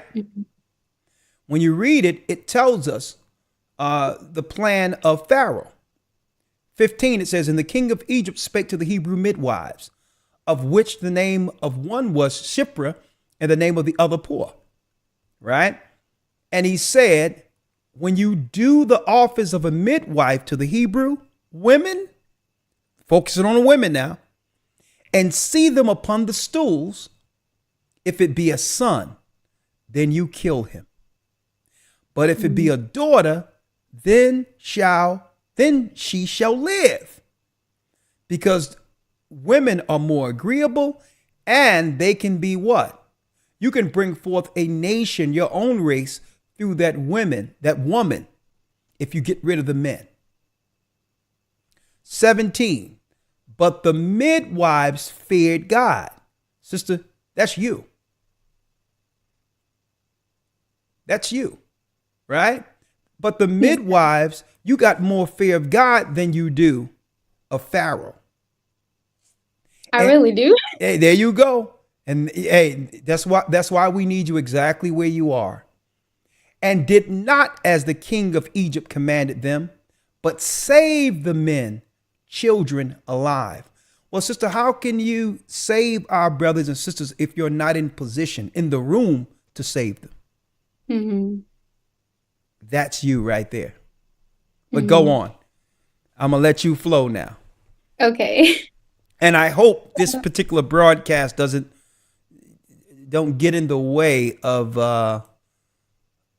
what you're planning. I'm just gonna No, say. it's okay because I've definitely heard what you said, and it is totally true. Like, I was in class today and we were learning about drugs, and every drug is a toxin. Every drug has a side effect. And well, all I have to say is because of this platform, I have to say that as far as it's alleged, that's your take on this. I'm a Bible man, and they said that they don't want me talking about anything medically to a degree where it shines some negative. Keep in mind, the majority of the advertisement comes up today, it's through some pharmaceutical. So so the pharmaceuticals have a stronghold on these particular platforms. So just, but you're saying that a lot of things you've figured out, there's some toxins happening, but go on. That's what you said. Go ahead. So, in my point of view, I've tried to learn more about what we're not taught, which is more like herbal medicine or like preventative medicine. That's really what I want to go into, and do like family medicine, learning how to take care of like kids to elders, things of that nature. Specifically preventative care because it's just too much. But currently, both my mother and father have passed away from cancer. I'm so sorry. And I've been in the truth for 1 year. I haven't been baptized yet, but I would really love to get baptized. There's really no body in Alabama, so probably the closest one is in Atlanta. You in Mobile? Yes. Okay, we're setting up a church in Mobile, Alabama soon, but we will get you baptized before that. But there will be a church in Mobile soon. All right? Okay. Can you do me a favor, sister, and send your email? Go same thing, gathering as one, the number one at AOL.com. Okay.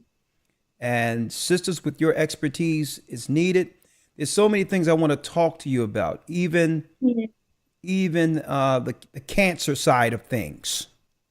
I would like to discuss a few things with you.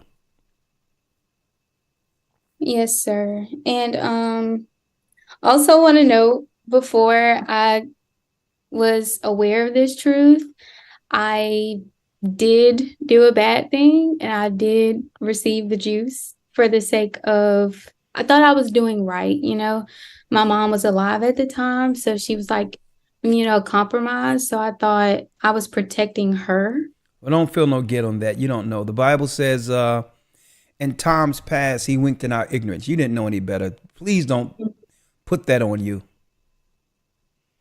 Please don't walk around. That's too heavy a burden. There's no way that burden can be satisfied if you're running around with that in your mind. That's not the reason I'm teaching, to put a burden on you. Yes, sir. All right. Nothing is your fault. It's all in the hands of the Most High. They're with the Most High, and you're working on this side to see him again. All right. Don't put that on you. It's too much. Yes, sir. All right. Now, the whole thing is have you felt a difference within yourself since making those choices? Or you feel fine? I have. I feel like mentally, I probably went through a stage. I'm very self-aware, so I know when things are changing, when I feel like anxious or I'm starting to feel depressed. And so I remember you talking before about trying to, I guess, cleanse. Well, okay. Well, sister, I can't talk too much about that right here because of this thing here. Are you on Patreon? Yes. Okay. Patreon, I'll bring you on and we'll discuss everything. Okay. This Friday, I'll bring you on first. We'll discuss everything. But in the meantime, send an email, gathering as one, the number one at AOL.com, sister, so we can connect you with the body, help strengthen you, and know that you're not alone, sister. And I'm going to personally put out a prayer for you and help you through whatever choices you've made. Don't worry about it. I mean, I know right now you feel alone in this world, but sister, you have us. Okay? Thank you. All right? Bless you. This Friday, don't forget, okay? Yes, sir. Thank you, Amber. Bless you. Thank you. That's a blessed daughter of Zion. A blessed daughter of Zion. I think we need to, we're going to continue this conversation, pick it up from where we left off today. And we're going to continue this conversation going into Patreon. How has life changed since the pandemic? Part 2 on Patreon this coming. I'll start on YouTube and segue to Patreon this Friday. Stuart has a comment. Stuart.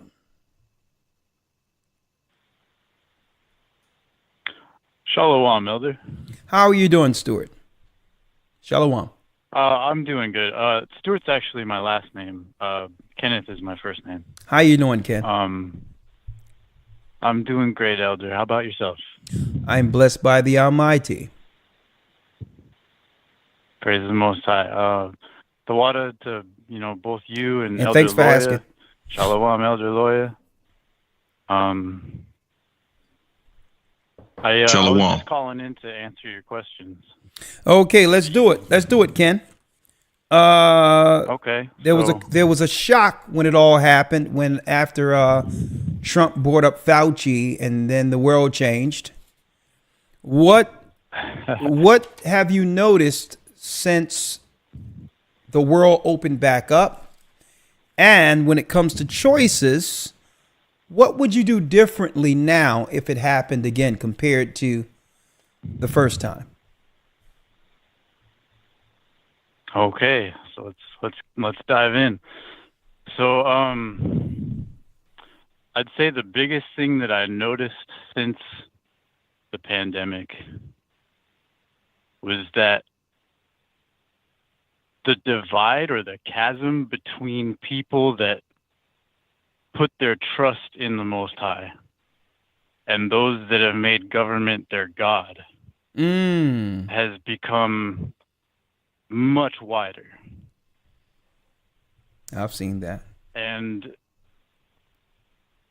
on top of seeing more people from the other nations here within our society, more and more so, I've noticed that people are more willing to speak openly about what they put their trust in.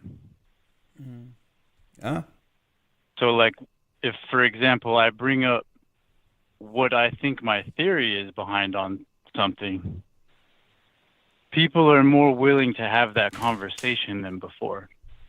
Okay. Interesting. And then secondly, to answer your second question, what I would do differently? Well,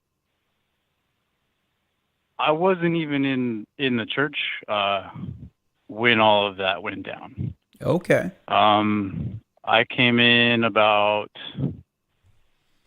the end of 2021.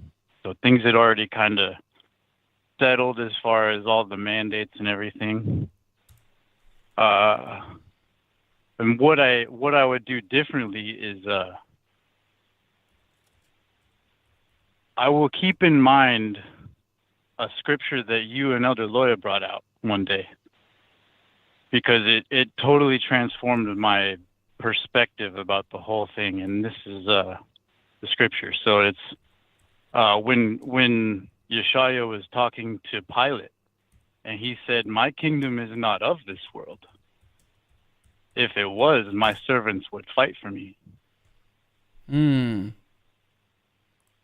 And that impacted me so deeply, Elder, because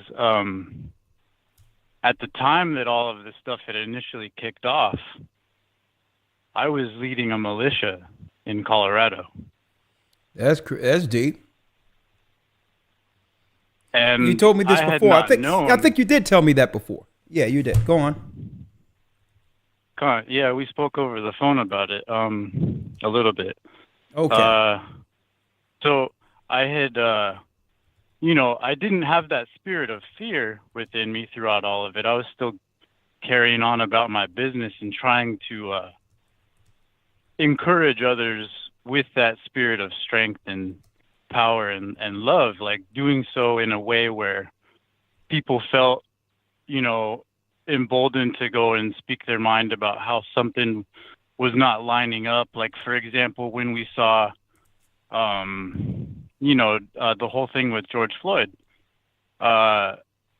this was, when he died, that date was May 25th, which was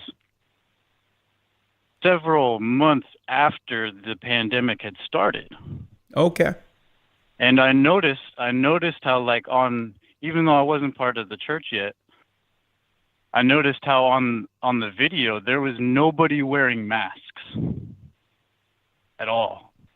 And this was right in the middle of when everyone was wearing masks.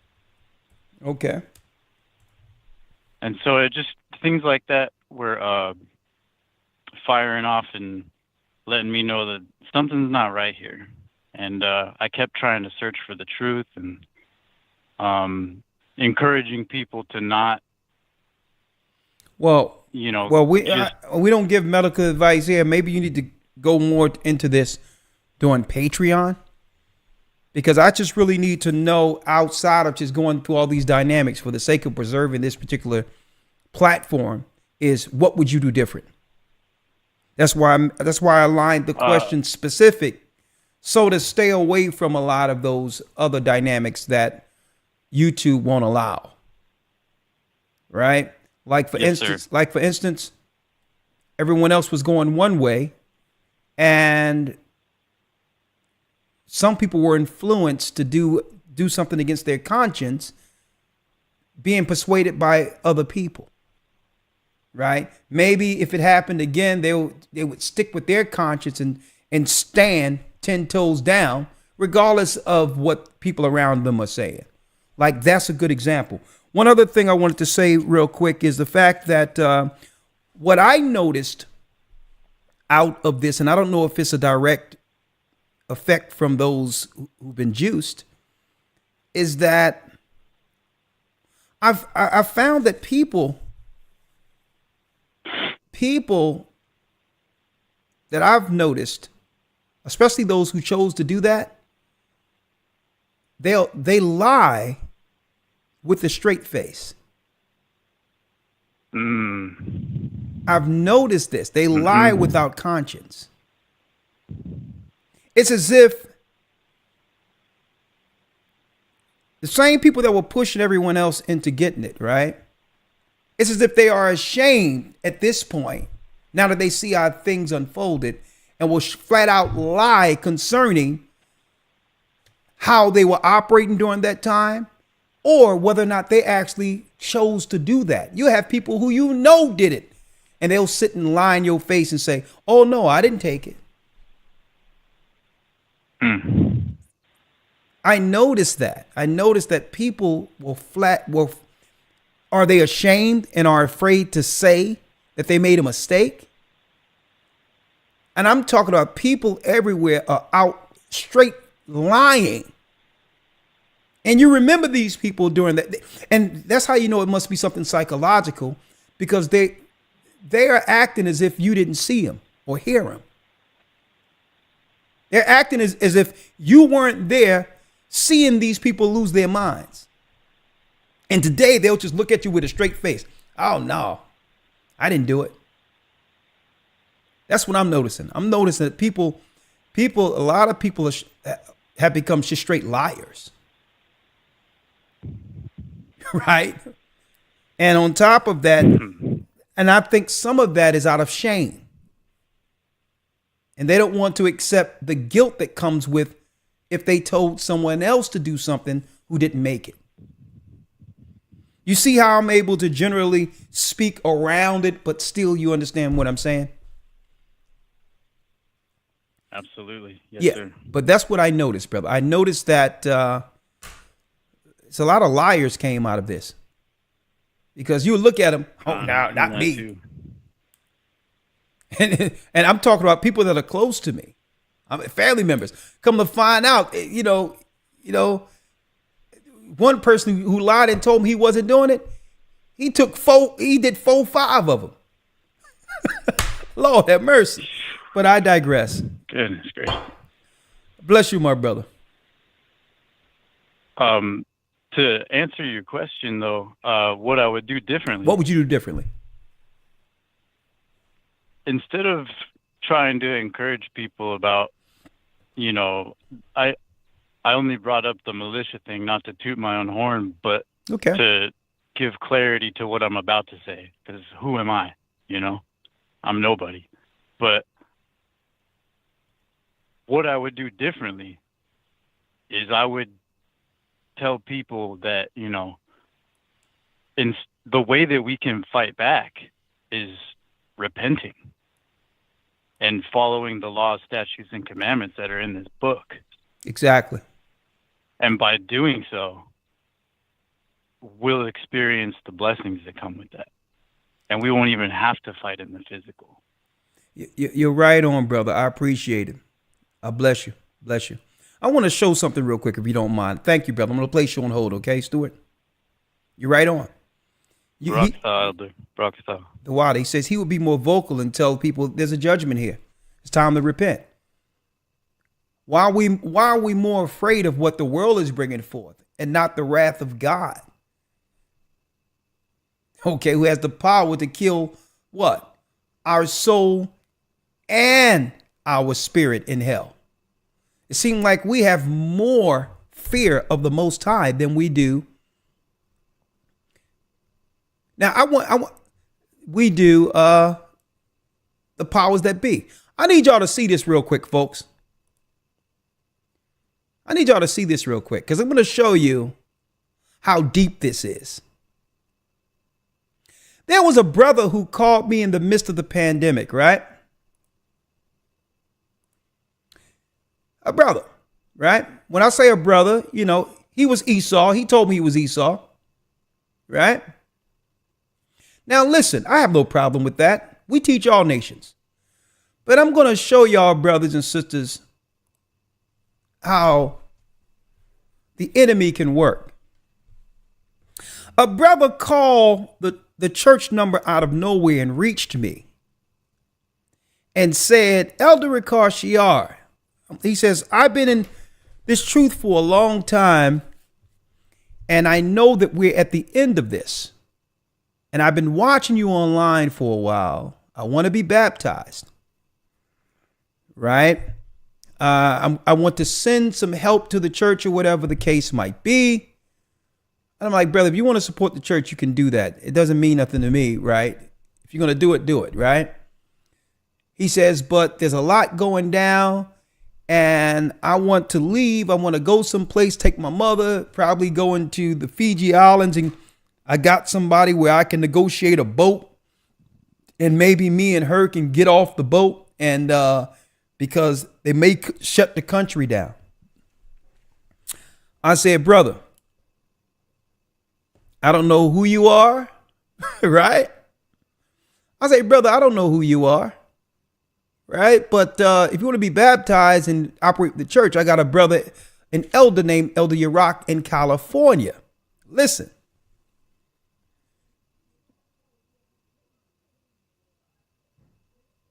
Okay, that's okay. Somebody, I said, I got a brother in California. Elder Yarack was in California at the time. He can baptize you if you would like to leave, before you leave, if you've been following us in the church. I have no problem with that, brother.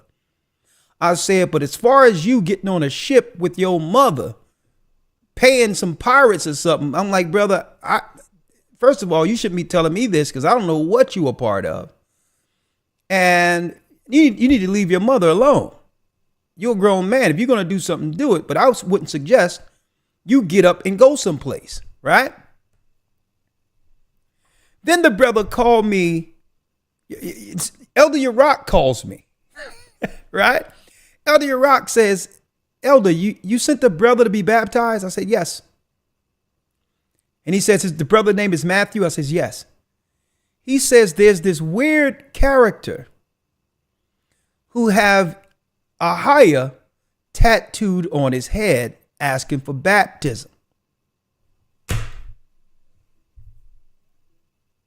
Now, folks, if you think that's strange, you need to stick around for a second. I said, maybe, is that the brother I talk? I'm like, listen, send that brother somewhere else. Right? You got to go somewhere else, or whatever the case is, whatever. He can't be around us. Something is weird about this guy.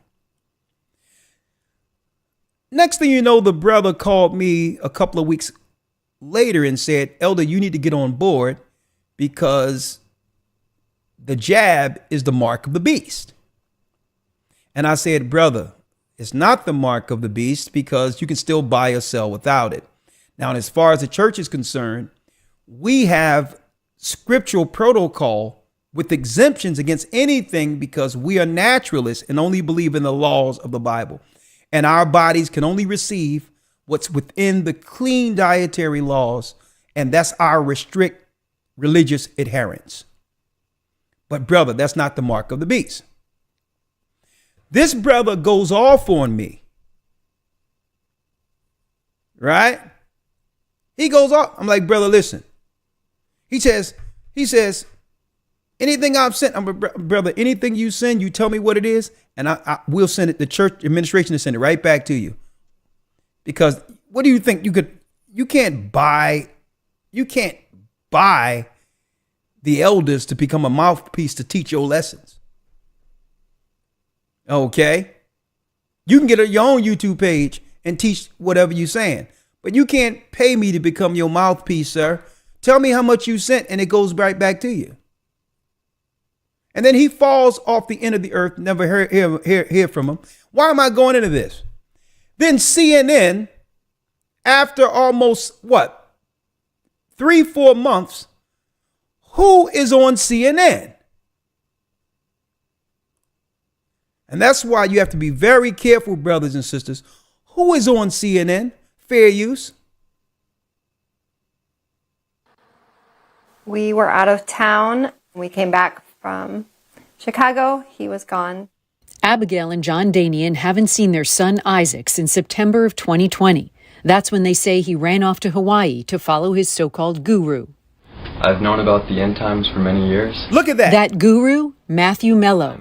He goes by the name Mordecai Eleazar on social media, including his YouTube channel, where he offers sermons about what he said. Look at that, folks.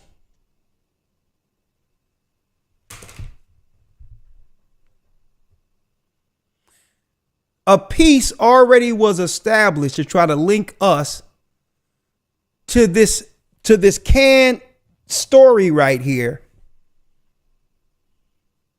Now, suppose we would allow this guy to operate amongst our church, folks, and this is what happens, folks.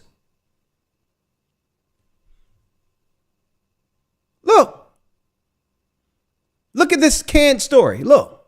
Town. We came back from Chicago. He was gone.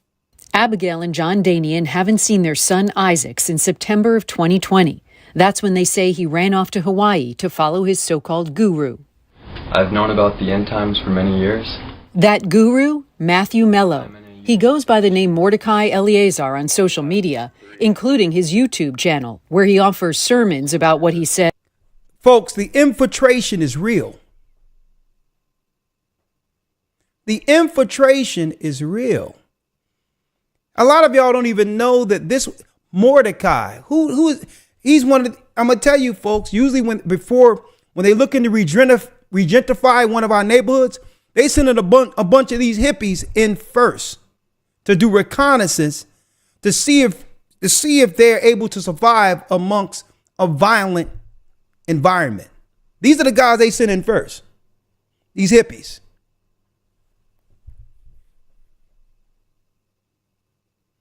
Yeah, a straight setup.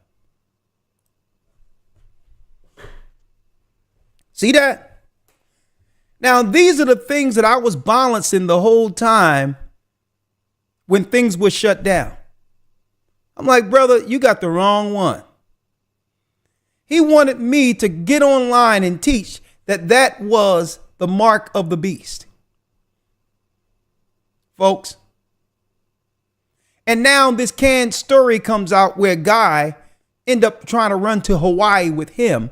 Now suppose they could have attached the church to that.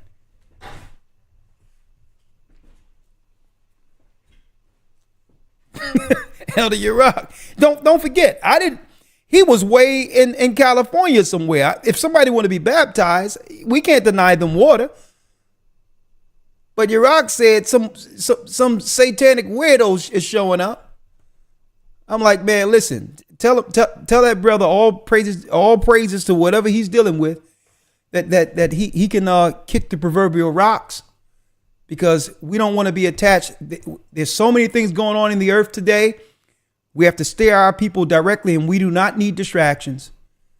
So the Bible says you're not supposed to put marks on you, let alone on the top of your forehead. So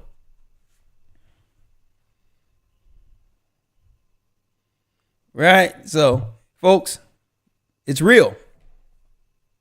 Well, I apologize because we're so late, right? And maybe I can take one more for Zoom. I'm sorry I have to end the Skype right now. I got to end the blog talk, unfortunately, but if you're on Blog Talk, please call back Friday and we'll pick it up part 2. Thank you for using Blog Talk Radio. Because I would love to hear your testimonies, okay?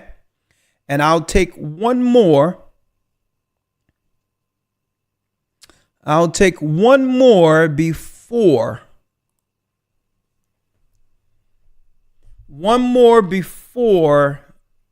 Amaya Williams. I'll take one more. Hey, folks. These are the things I was dealing with. People coming out of the woodworks, all types of demons and all that. Now, all of a sudden, there's a canned story from CNN with this guy. Right? Right. Sister Amaya, how are you?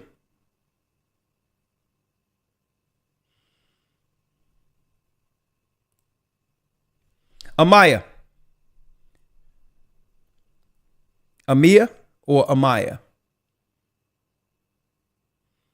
Okay, we'll wait for your audio, sister. Hello? Your audio. Yes, I'm here. Sorry. How you doing, Amaya? You're the last Zoom video or the last contact on this topic for this evening. What say Shalom, sister? Where you from, Amaya? Texas. Oh, okay. What part of Texas? What city? What city? Oh, I'm in Denison. I'm like about 70 miles from Dallas. Oh, okay, great. All right. Now we all know we all went through it when all that happened and things were shut down. So I'm going to ask the same two questions.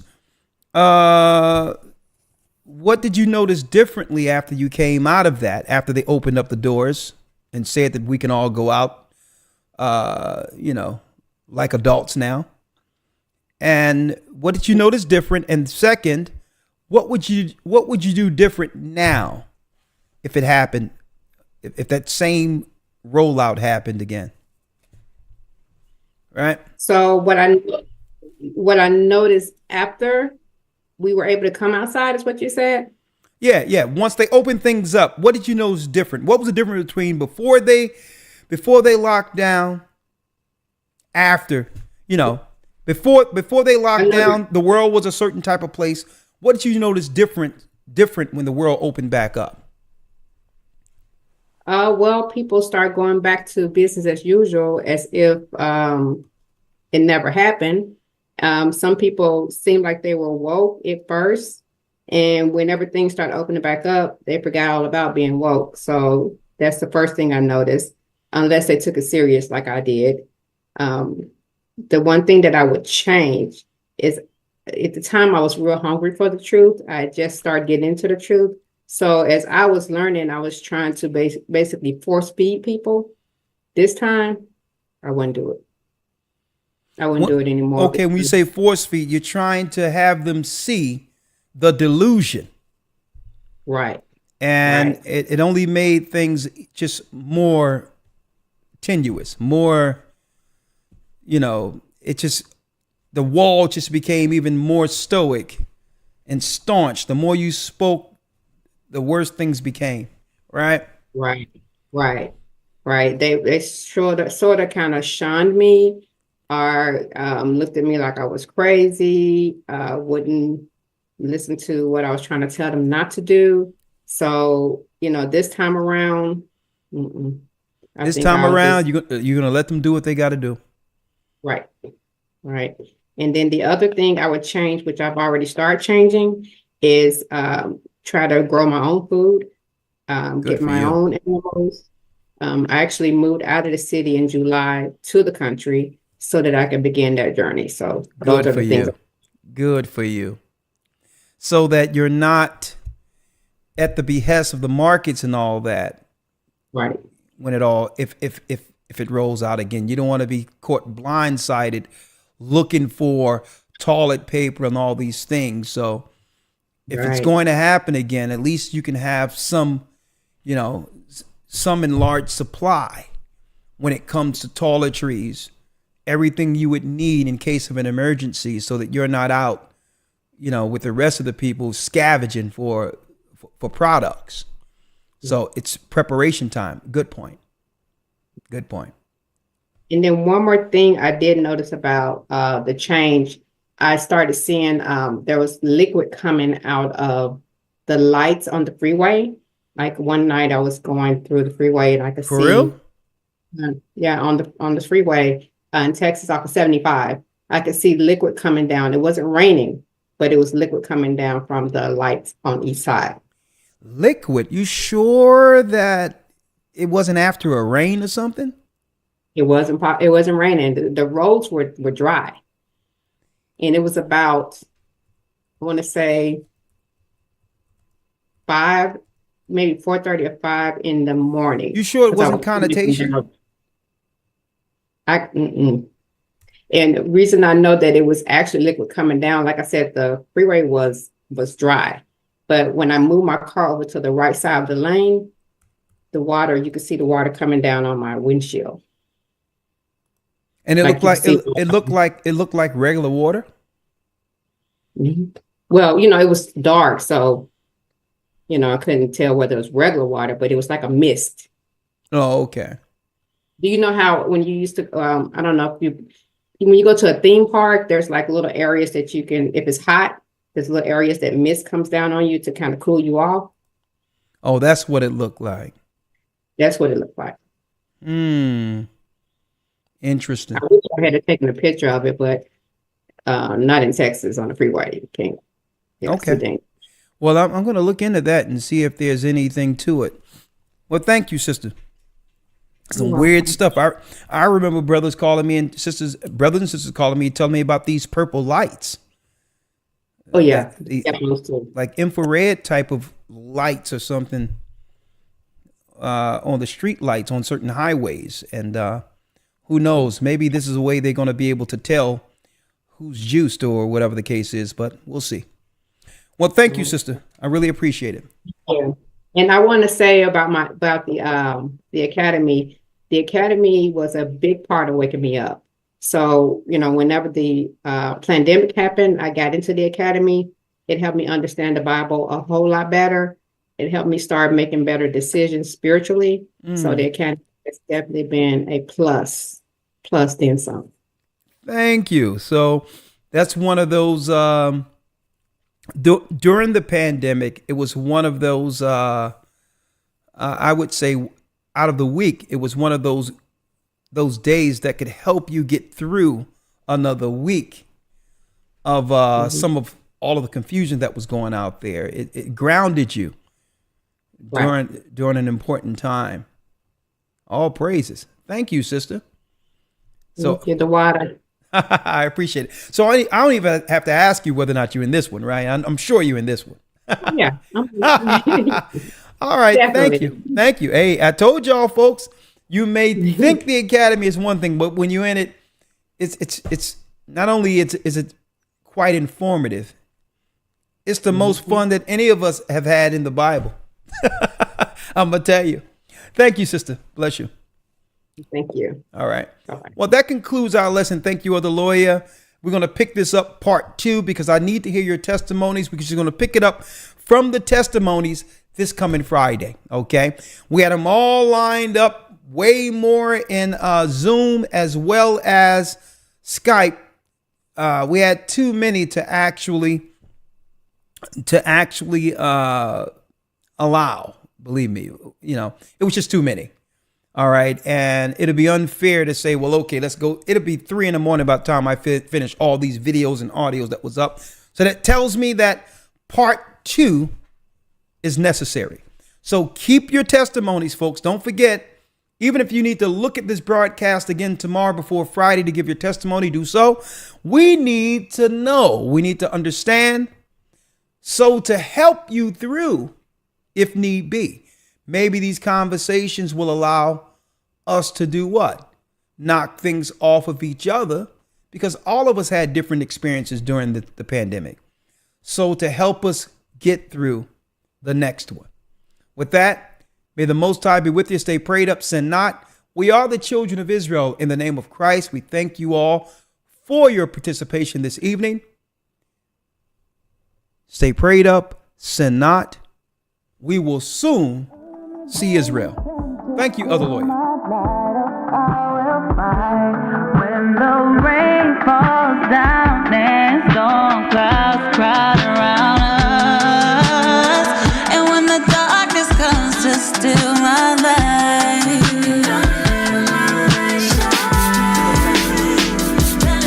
gotta shine my light, shine so bright,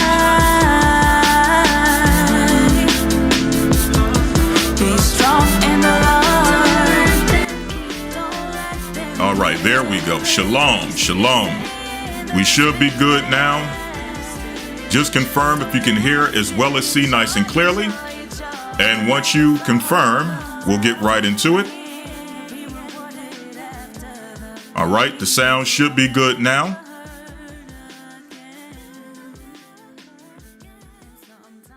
Okay, some people are saying still no sound. Okay.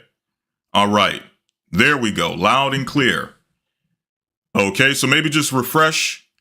It should be good now. I should be coming through. So without further ado, let's get right into it. First and foremost, I want to give all praise and honor to the Most High Ahaya, Bahasham Yeshai Warawak, for allowing us to come before you for another Friday Patreon breakdown. As you can all see, I'm filling in currently for Elder Rikash Yar, who will be on tomorrow for the Sabbath lesson, if it be the Most High's will. But today I'm going to be filling in. And basically what we're doing is we're picking up where we left off this past Wednesday.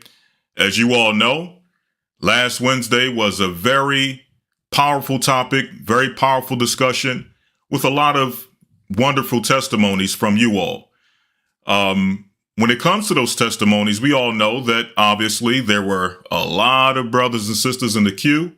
We couldn't get to everyone's call. So we decided to extend Wednesday till today, Friday. So we want to make sure that if there was anyone who could not give their testimony this past Wednesday, you have the opportunity to do so today through Patreon. Also, obviously, through Patreon, there's going to be things that you could discuss a little bit more in depth that we probably could not and cannot discuss on this current platform. Right? So if there's anything from this Wednesday that you want to discuss, we'll open up the floor for it. But we also want to open up the floor for anyone who may have been in the academy, either this current academy or past academies, who would like to give a testimony of their experience. Is there anything that you learned in the academy that you did not know before the academy? Is there anything you learned in the academy that was life-changing, life-saving, right? Anything that you would like to discuss as it pertains to your experience, we're going to open up the floor for that as well. But before we do anything, since we're mentioning the academy, we'd like to make sure that you all are updated, right? Understanding that we are in a brand new Hebrew and Bible Academy, which began a few weeks ago. Currently, we're moving into week number 4, in which we're going to be breaking down who is Edom. We know there's a lot of philosophies, a lot of information, a lot of misinformation, and just different things you're going to find out there if you look into the biblical character known as Esau. Some people are going to tell you that Esau fell off the face of the earth, or that Esau disappeared during a specific point of time in history. Is that the case? Okay. Does Esau still exist? Meaning, when we say Esau, we know obviously the patriarch, the original Esau that was born of Isaac and Rebekah, obviously we know he's not roaming the earth. So when we say, is Esau still around? We're speaking about his descendants. Are there any true bloodline descendants of Esau roaming the earth at this current time? And if so, who are they? Does the Bible give us any information as it pertains to either archaeology, as it pertains to history, as it pertains to prophecy, or all of the above, that provides insight on the person of Esau? Well, we're going to discuss that in this week's Academy, dealing with who is Edom. Also, we can't forget that along with the Academy, we have the news segment with Elder Shapat, which is always keeping us abreast, keeping us updated on what's going on. Also, we have the Hebrew segment, which I believe, based on some of the feedback I've been receiving, has been a great experience thus far for the brothers and sisters who are a part of the Academy. The theme we wanted to incorporate for this particular round of the Academy, this particular goal that we have at the Academy, is Hebrew prayers. And what we've been doing is from week to week, we've been covering different Hebrew prayers. So we're going to continue on with that this coming Sunday in the Hebrew and Bible Academy. If you are interested, yes, we are still accepting enrollments. So if you want to enroll, you can go to historytimes.org. And again, that's historytimes.org. And all of the information you need is there in order to know exactly what to do in order to get into the Academy and have everything you need to join in this coming Sunday. All right. So getting into today's broadcast, as I mentioned, we're simply picking up from Wednesday. We're going to be filling out some of the calls that were not able to be addressed or answered due to time constraints. Again, the topic, has your life changed since the pandemic? And if so, how? Along with that, we have a few questions, the primary questions that we wanted to get answers from you all, just to kind of get your insight as to some of the things that you all experienced through this past few years, right? What changes have you witnessed personally since the pandemic, right? And by changes, we mean either financially, socially, how are people acting within society that you're personally witnessing, right? Politically, are you seeing any political changes, or have you seen any political changes since the pandemic.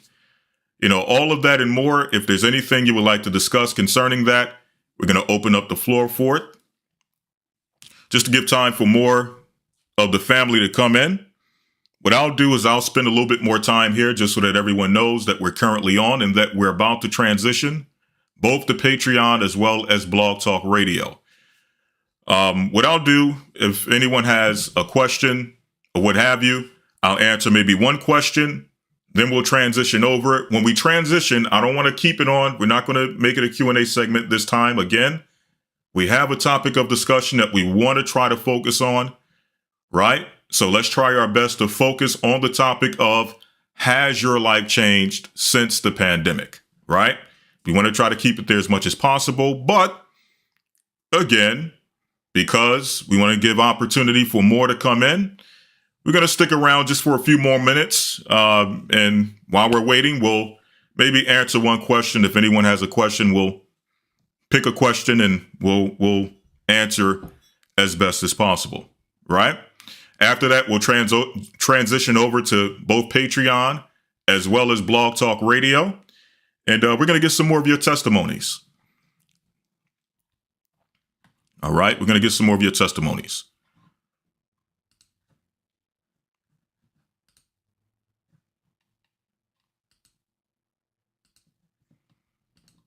All right. Again, if anyone has a question, we'll just open up for one question, just again, to give you guys some time or give others some time to come in and just to know that we're broadcasting at this time.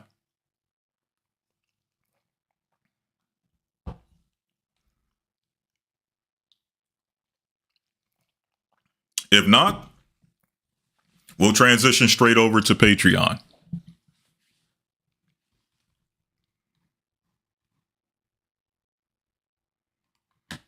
All right.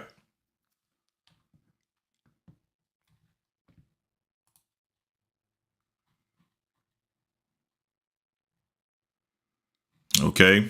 Waiting to see if anything comes through. I know we're dealing with a bit of a delay. Let me just make sure that the chat is up to date. One moment.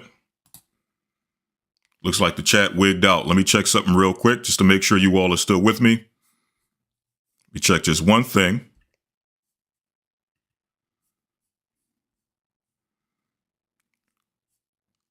All right, I see it now. Okay, the other chat I had up wigged out. So let me come here. Some people are saying that there is no sound. All right, one moment.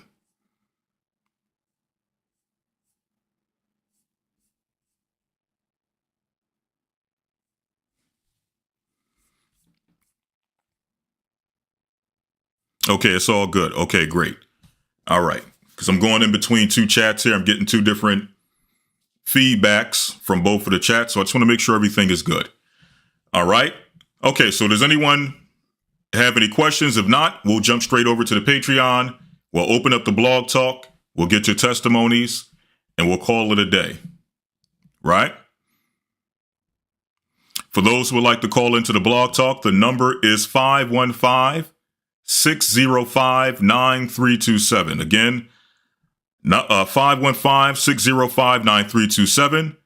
Again, I'm still getting some mixed reviews here when it comes to the sound. Okay, it's clear. Okay. I still get a few people here and there saying they can't hear.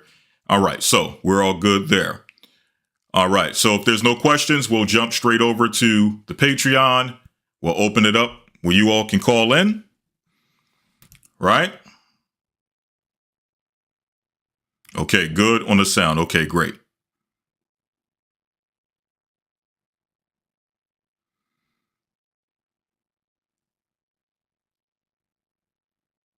Okay, someone asked, are we allowed to fast on the Sabbath if we are already in a fast?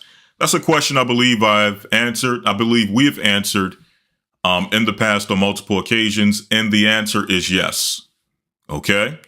If you're already on a fast and you have pretty much decided that you're going to go past a period of either 7 days or the time that you chose to fast, let's say you started midweek, you're going to go maybe 3-4 days on the fast.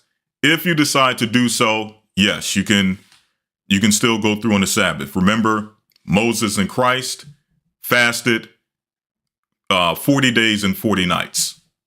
And they did that consecutively, right? Without any pauses. So the answer to that question is yes.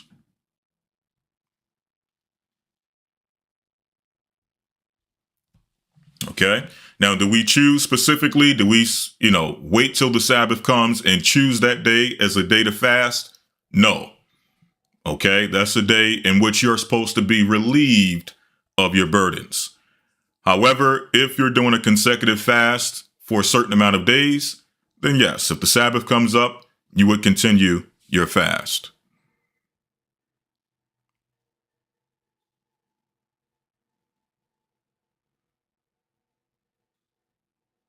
All right, I'm here. I'm sad to hear that. Sorry to hear that, Sister Maria, about the flooding. All right. Okay, so with that, we're going to conclude here. We're going to take a few moments and transition over to the other side, dealing with the Patreon as well as the Blog Talk. Again, the number for Blog Talk is 515-605-9327. Again, 515-605-9327. All right. If you have any testimonies surrounding the pandemic, again, the questions are, what changes have you seen personally since the pandemic? Have you seen any changes since the pandemic? And secondly, what would you do different this time? Right?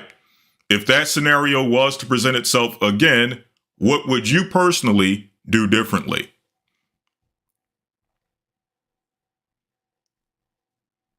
Okay.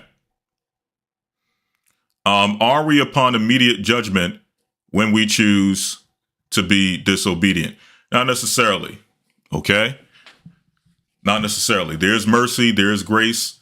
Not grace to be disobedient. Okay. Purposefully disobedient. But there is grace for someone to turn around, to turn to righteousness. Okay.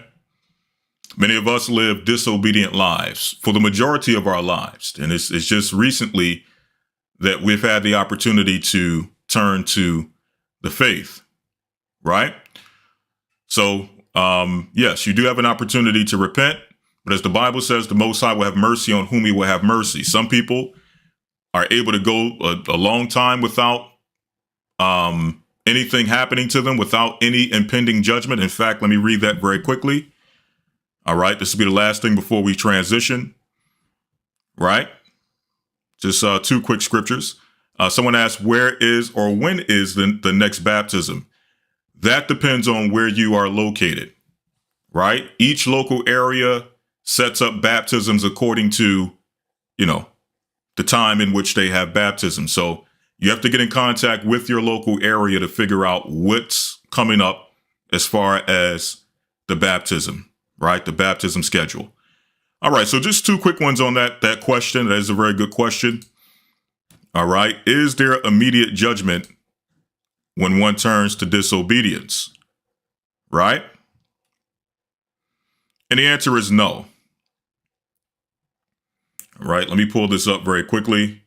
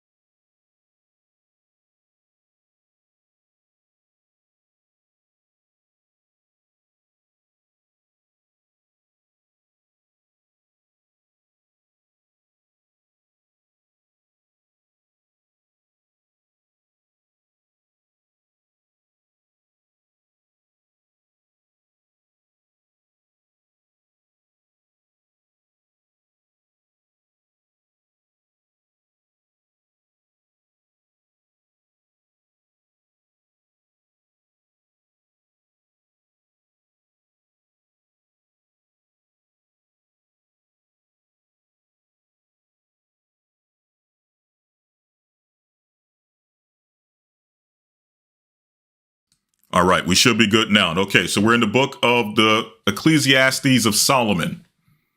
Okay, the Ecclesiastes in the Bible, right? And as I was mentioning, this is the only thing we'll cover before transitioning. So soon after this, we'll go to the other side. All right, so it says here, because sentence, this is Ecclesiastes 8, verse 11. Because sentence against an evil work is not executed speedily, therefore the heart of the sons of men is fully set in them to do evil. So why are we going here? Because the Bible tells us that a sentence, meaning a judgment against an evil work, meaning against sin, is not executed speedily. Meaning, you're not going to be judged, in most cases, immediately after you commit an evil work, or immediately after you commit a sin. Right? Because sentence against an evil work is not executed speedily, therefore the hearts of the sons of men is fully set in them to do evil. So because of that, meaning, because judgment does not come immediately against those who commit an evil work or against those who commit a sin, what happens is man's heart becomes hardened, right? It becomes recalcitrant against the Most High. Man becomes stiff-necked against the Most High, hard-headed and hard-hearted against the Most High. Why? Because they're not judged immediately for their sins. So what happens is they start sinning over and over again, believing that, well, nothing happened the first time, let me do it again. Nothing happened the second time, let me do it again. Nothing happened the 115th time, let me do it again. Right? Mankind starts to adopt the mindset of what? None seeth me. Let me get that very quickly. In the book of, I want to say Sirach, the book of Sirach, in the Apocrypha, let me pull that up very quickly. Sirach in the Apocrypha. This is the mindset that men began to adopt. When I say men, I'm speaking of mankind, which also includes women, right? So this is the mindset that man adopts, right? Because a judgment is not immediately executed after one sins, right? Mankind starts to think like this. Okay? We're going to the book of Sirach 23, verse 8, where it says,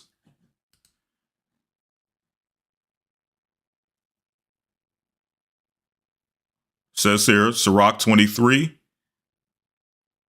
In fact, let's go to Sirach 23, verse number 16.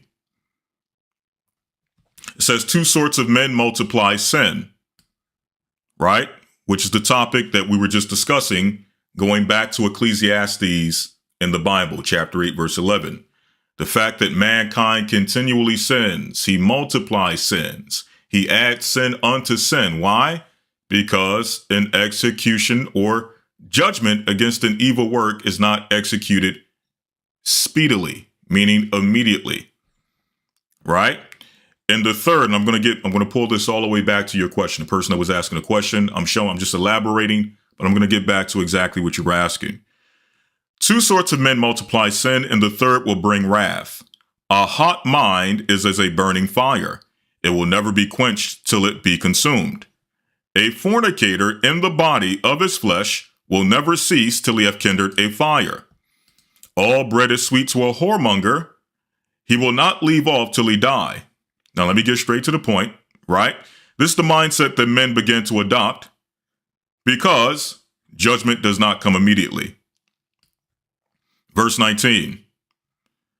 Such a man only feareth the eyes of men. In fact, let me jump up to verse 18. A man that breaketh wedlock, saying thus in his heart, who seeth me? This is the mindset that men adopt because judgment does not come speedily.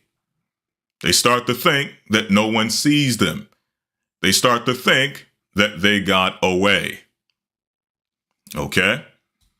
They start to believe that they got away. Okay? Moving on, it says here, I'm compassed about with darkness, the walls cover me. Right? Meaning, I have done sin in secret, none seeth me. The walls cover my sin.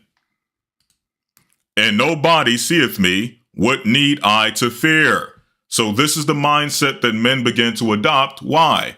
Because they're not judged immediately for their sins. They start to become hard-headed and hard-hearted. They start to think within themselves that none sees them.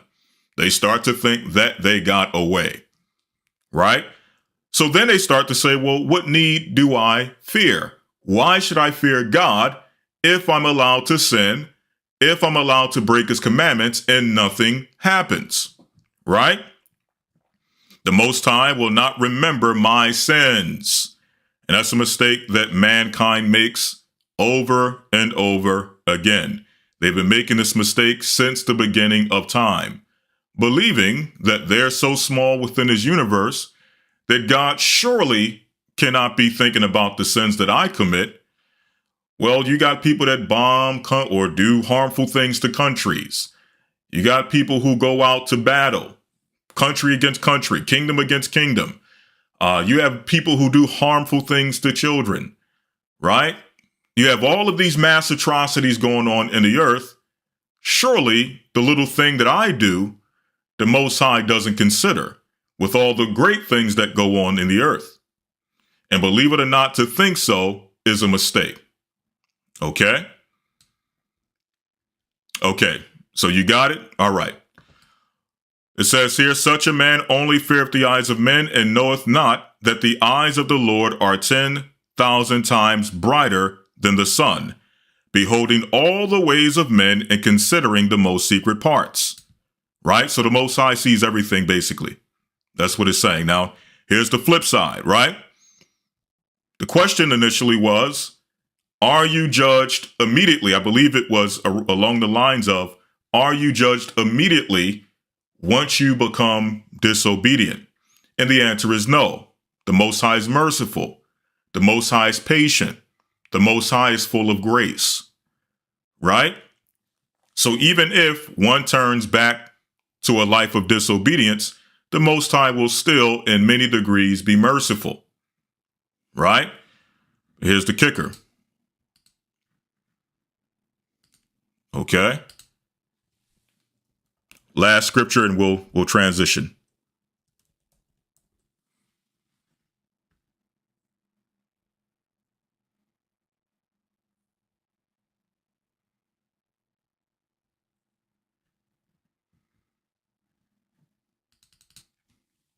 One more scripture.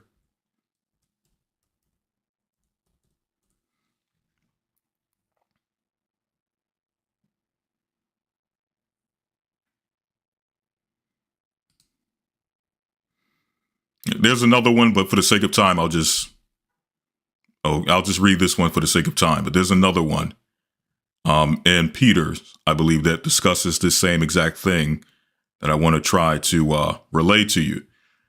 But let me go here to Hebrews 6:4, where it says, for it is impossible for those who were once enlightened and have tasted of the heavenly gift and were partakers of the Holy Spirit. Let me see if it gives me the precept to that one. Okay.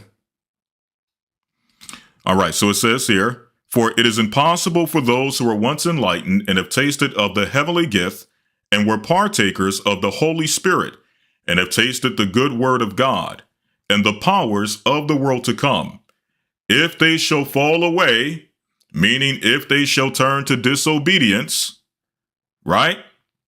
To renew them again unto repentance, seeing they crucify to themselves the Son of God afresh and put him to an open shame.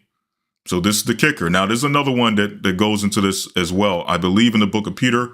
Again, I don't have time to look into it or look for it. But it says here that when you are enlightened, you've come into the faith, you've accepted Christ as your Lord and Savior, right?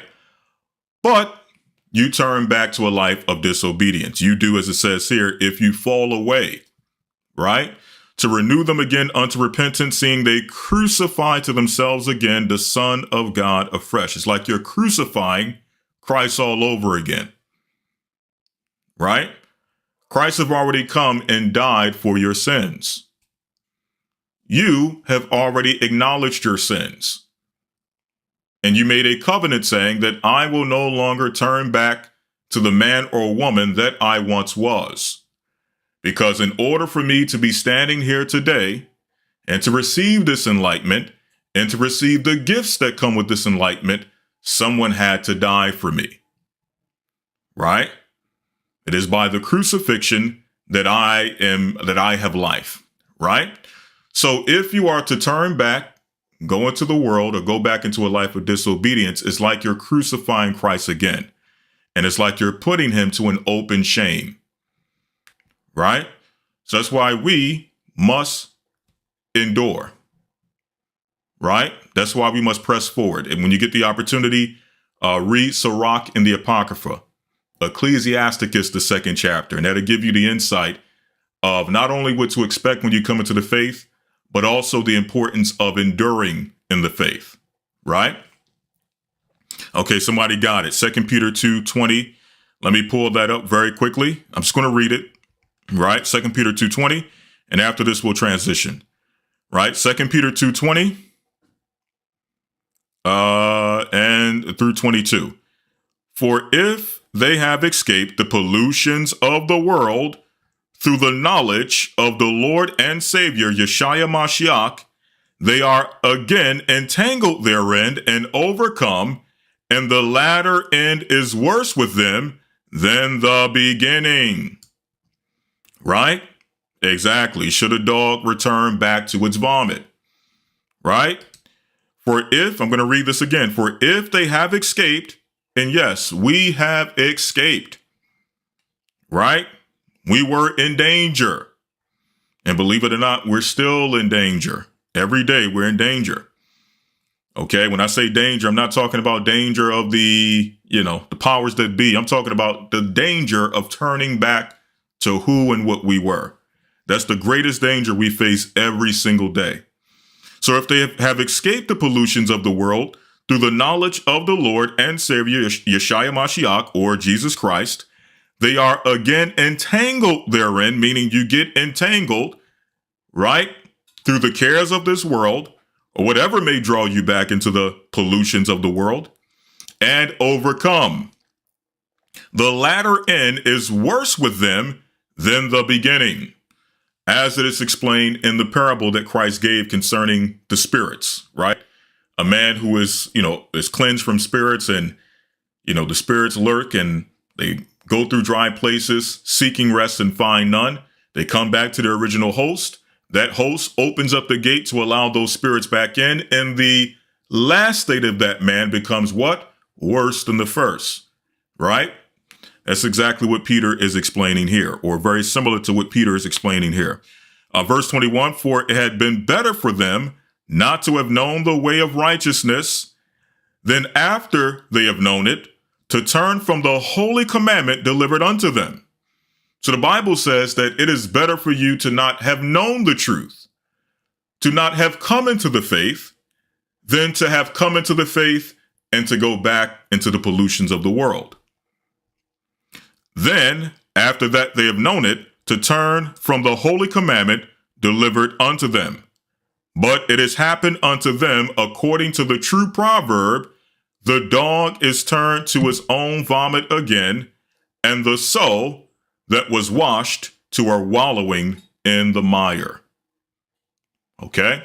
Hopefully that answers your question. Now, at this time, we're going to transition over to Patreon. Again, we're going to be discussing how has life changed since the pandemic. If there was anyone who wanted to give a testimony this past Wednesday but was not able to due to the time constraint, we're going to open up Blog Talk in order for you to come on and give your testimony. Right? The call-in number is 515-605-9327. Again, 515-605-9327. Okay? All praises be to the Most High. All praises be to the Most High, Sister Joy I'm sorry, I'm going to mispronounce your name. Joy Arnla. Okay. All praise be to the Most High, sister. All right. So now at this time, we're going to transition over to the other side. Thank you all. Again, if you're interested in the Hebrew and Bible Academy, in which this week, this Sunday, we're going to be dealing with who is Edom. We're going to break that down with history, prophecy, so on and so forth. Okay. Everything you can mention, you name it, we're going to bring it out this coming Sunday on Edom. All right. So with that, I say bless you all and shalom.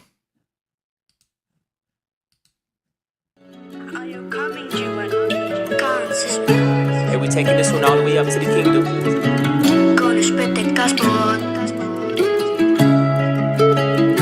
to the kingdom. Gonna travel away, we're going together. If I had the chance to sit by Christ, I review my life, sit down and learn. If you have a seat for me, I'm headed where the table be. To learn as a babe while you cradle me. Sometimes I ask Christ if he'll pray with me. God drew me from the sin, the man he making me. Stepping toward the kingdom, never waiting in complacency. Traitor to this world, forever label me. When the Sabbath over, I cry, I have to wait a week. But still gaining spiritually all the things that people won't see. I used to want a telescope so I can see your face in heaven. But it's best to wait and eat the bread and leaven with my brethren. It's so hard to be good and the people don't respect it. It's so hard when you do something good and miss the message.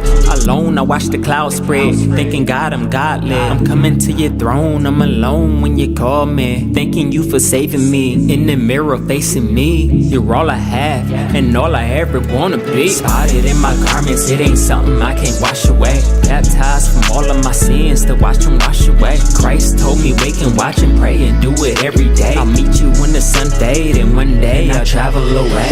And I travel away, and I travel away. God put me in his cherubim, we travel away. And we travel away, and we travel away. God put me in his cherubim, we travel away. The way, the truth, and the life in that Bible. Hoping that one day I can come and sit beside you. Here to sing and praise if you wondering what I do. Christ is that bridegroom, we all singing I do. Flying in between two angels' wings, I'm right beside you. Watching God glorify you, flying past the world's idols. David on the harp singing God, my God.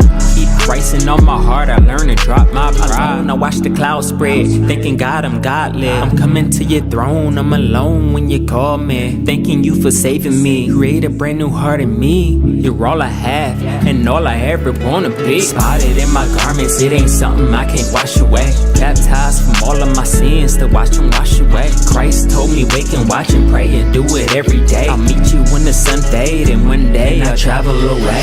And I travel away, and I travel away. God put me in his cherubim,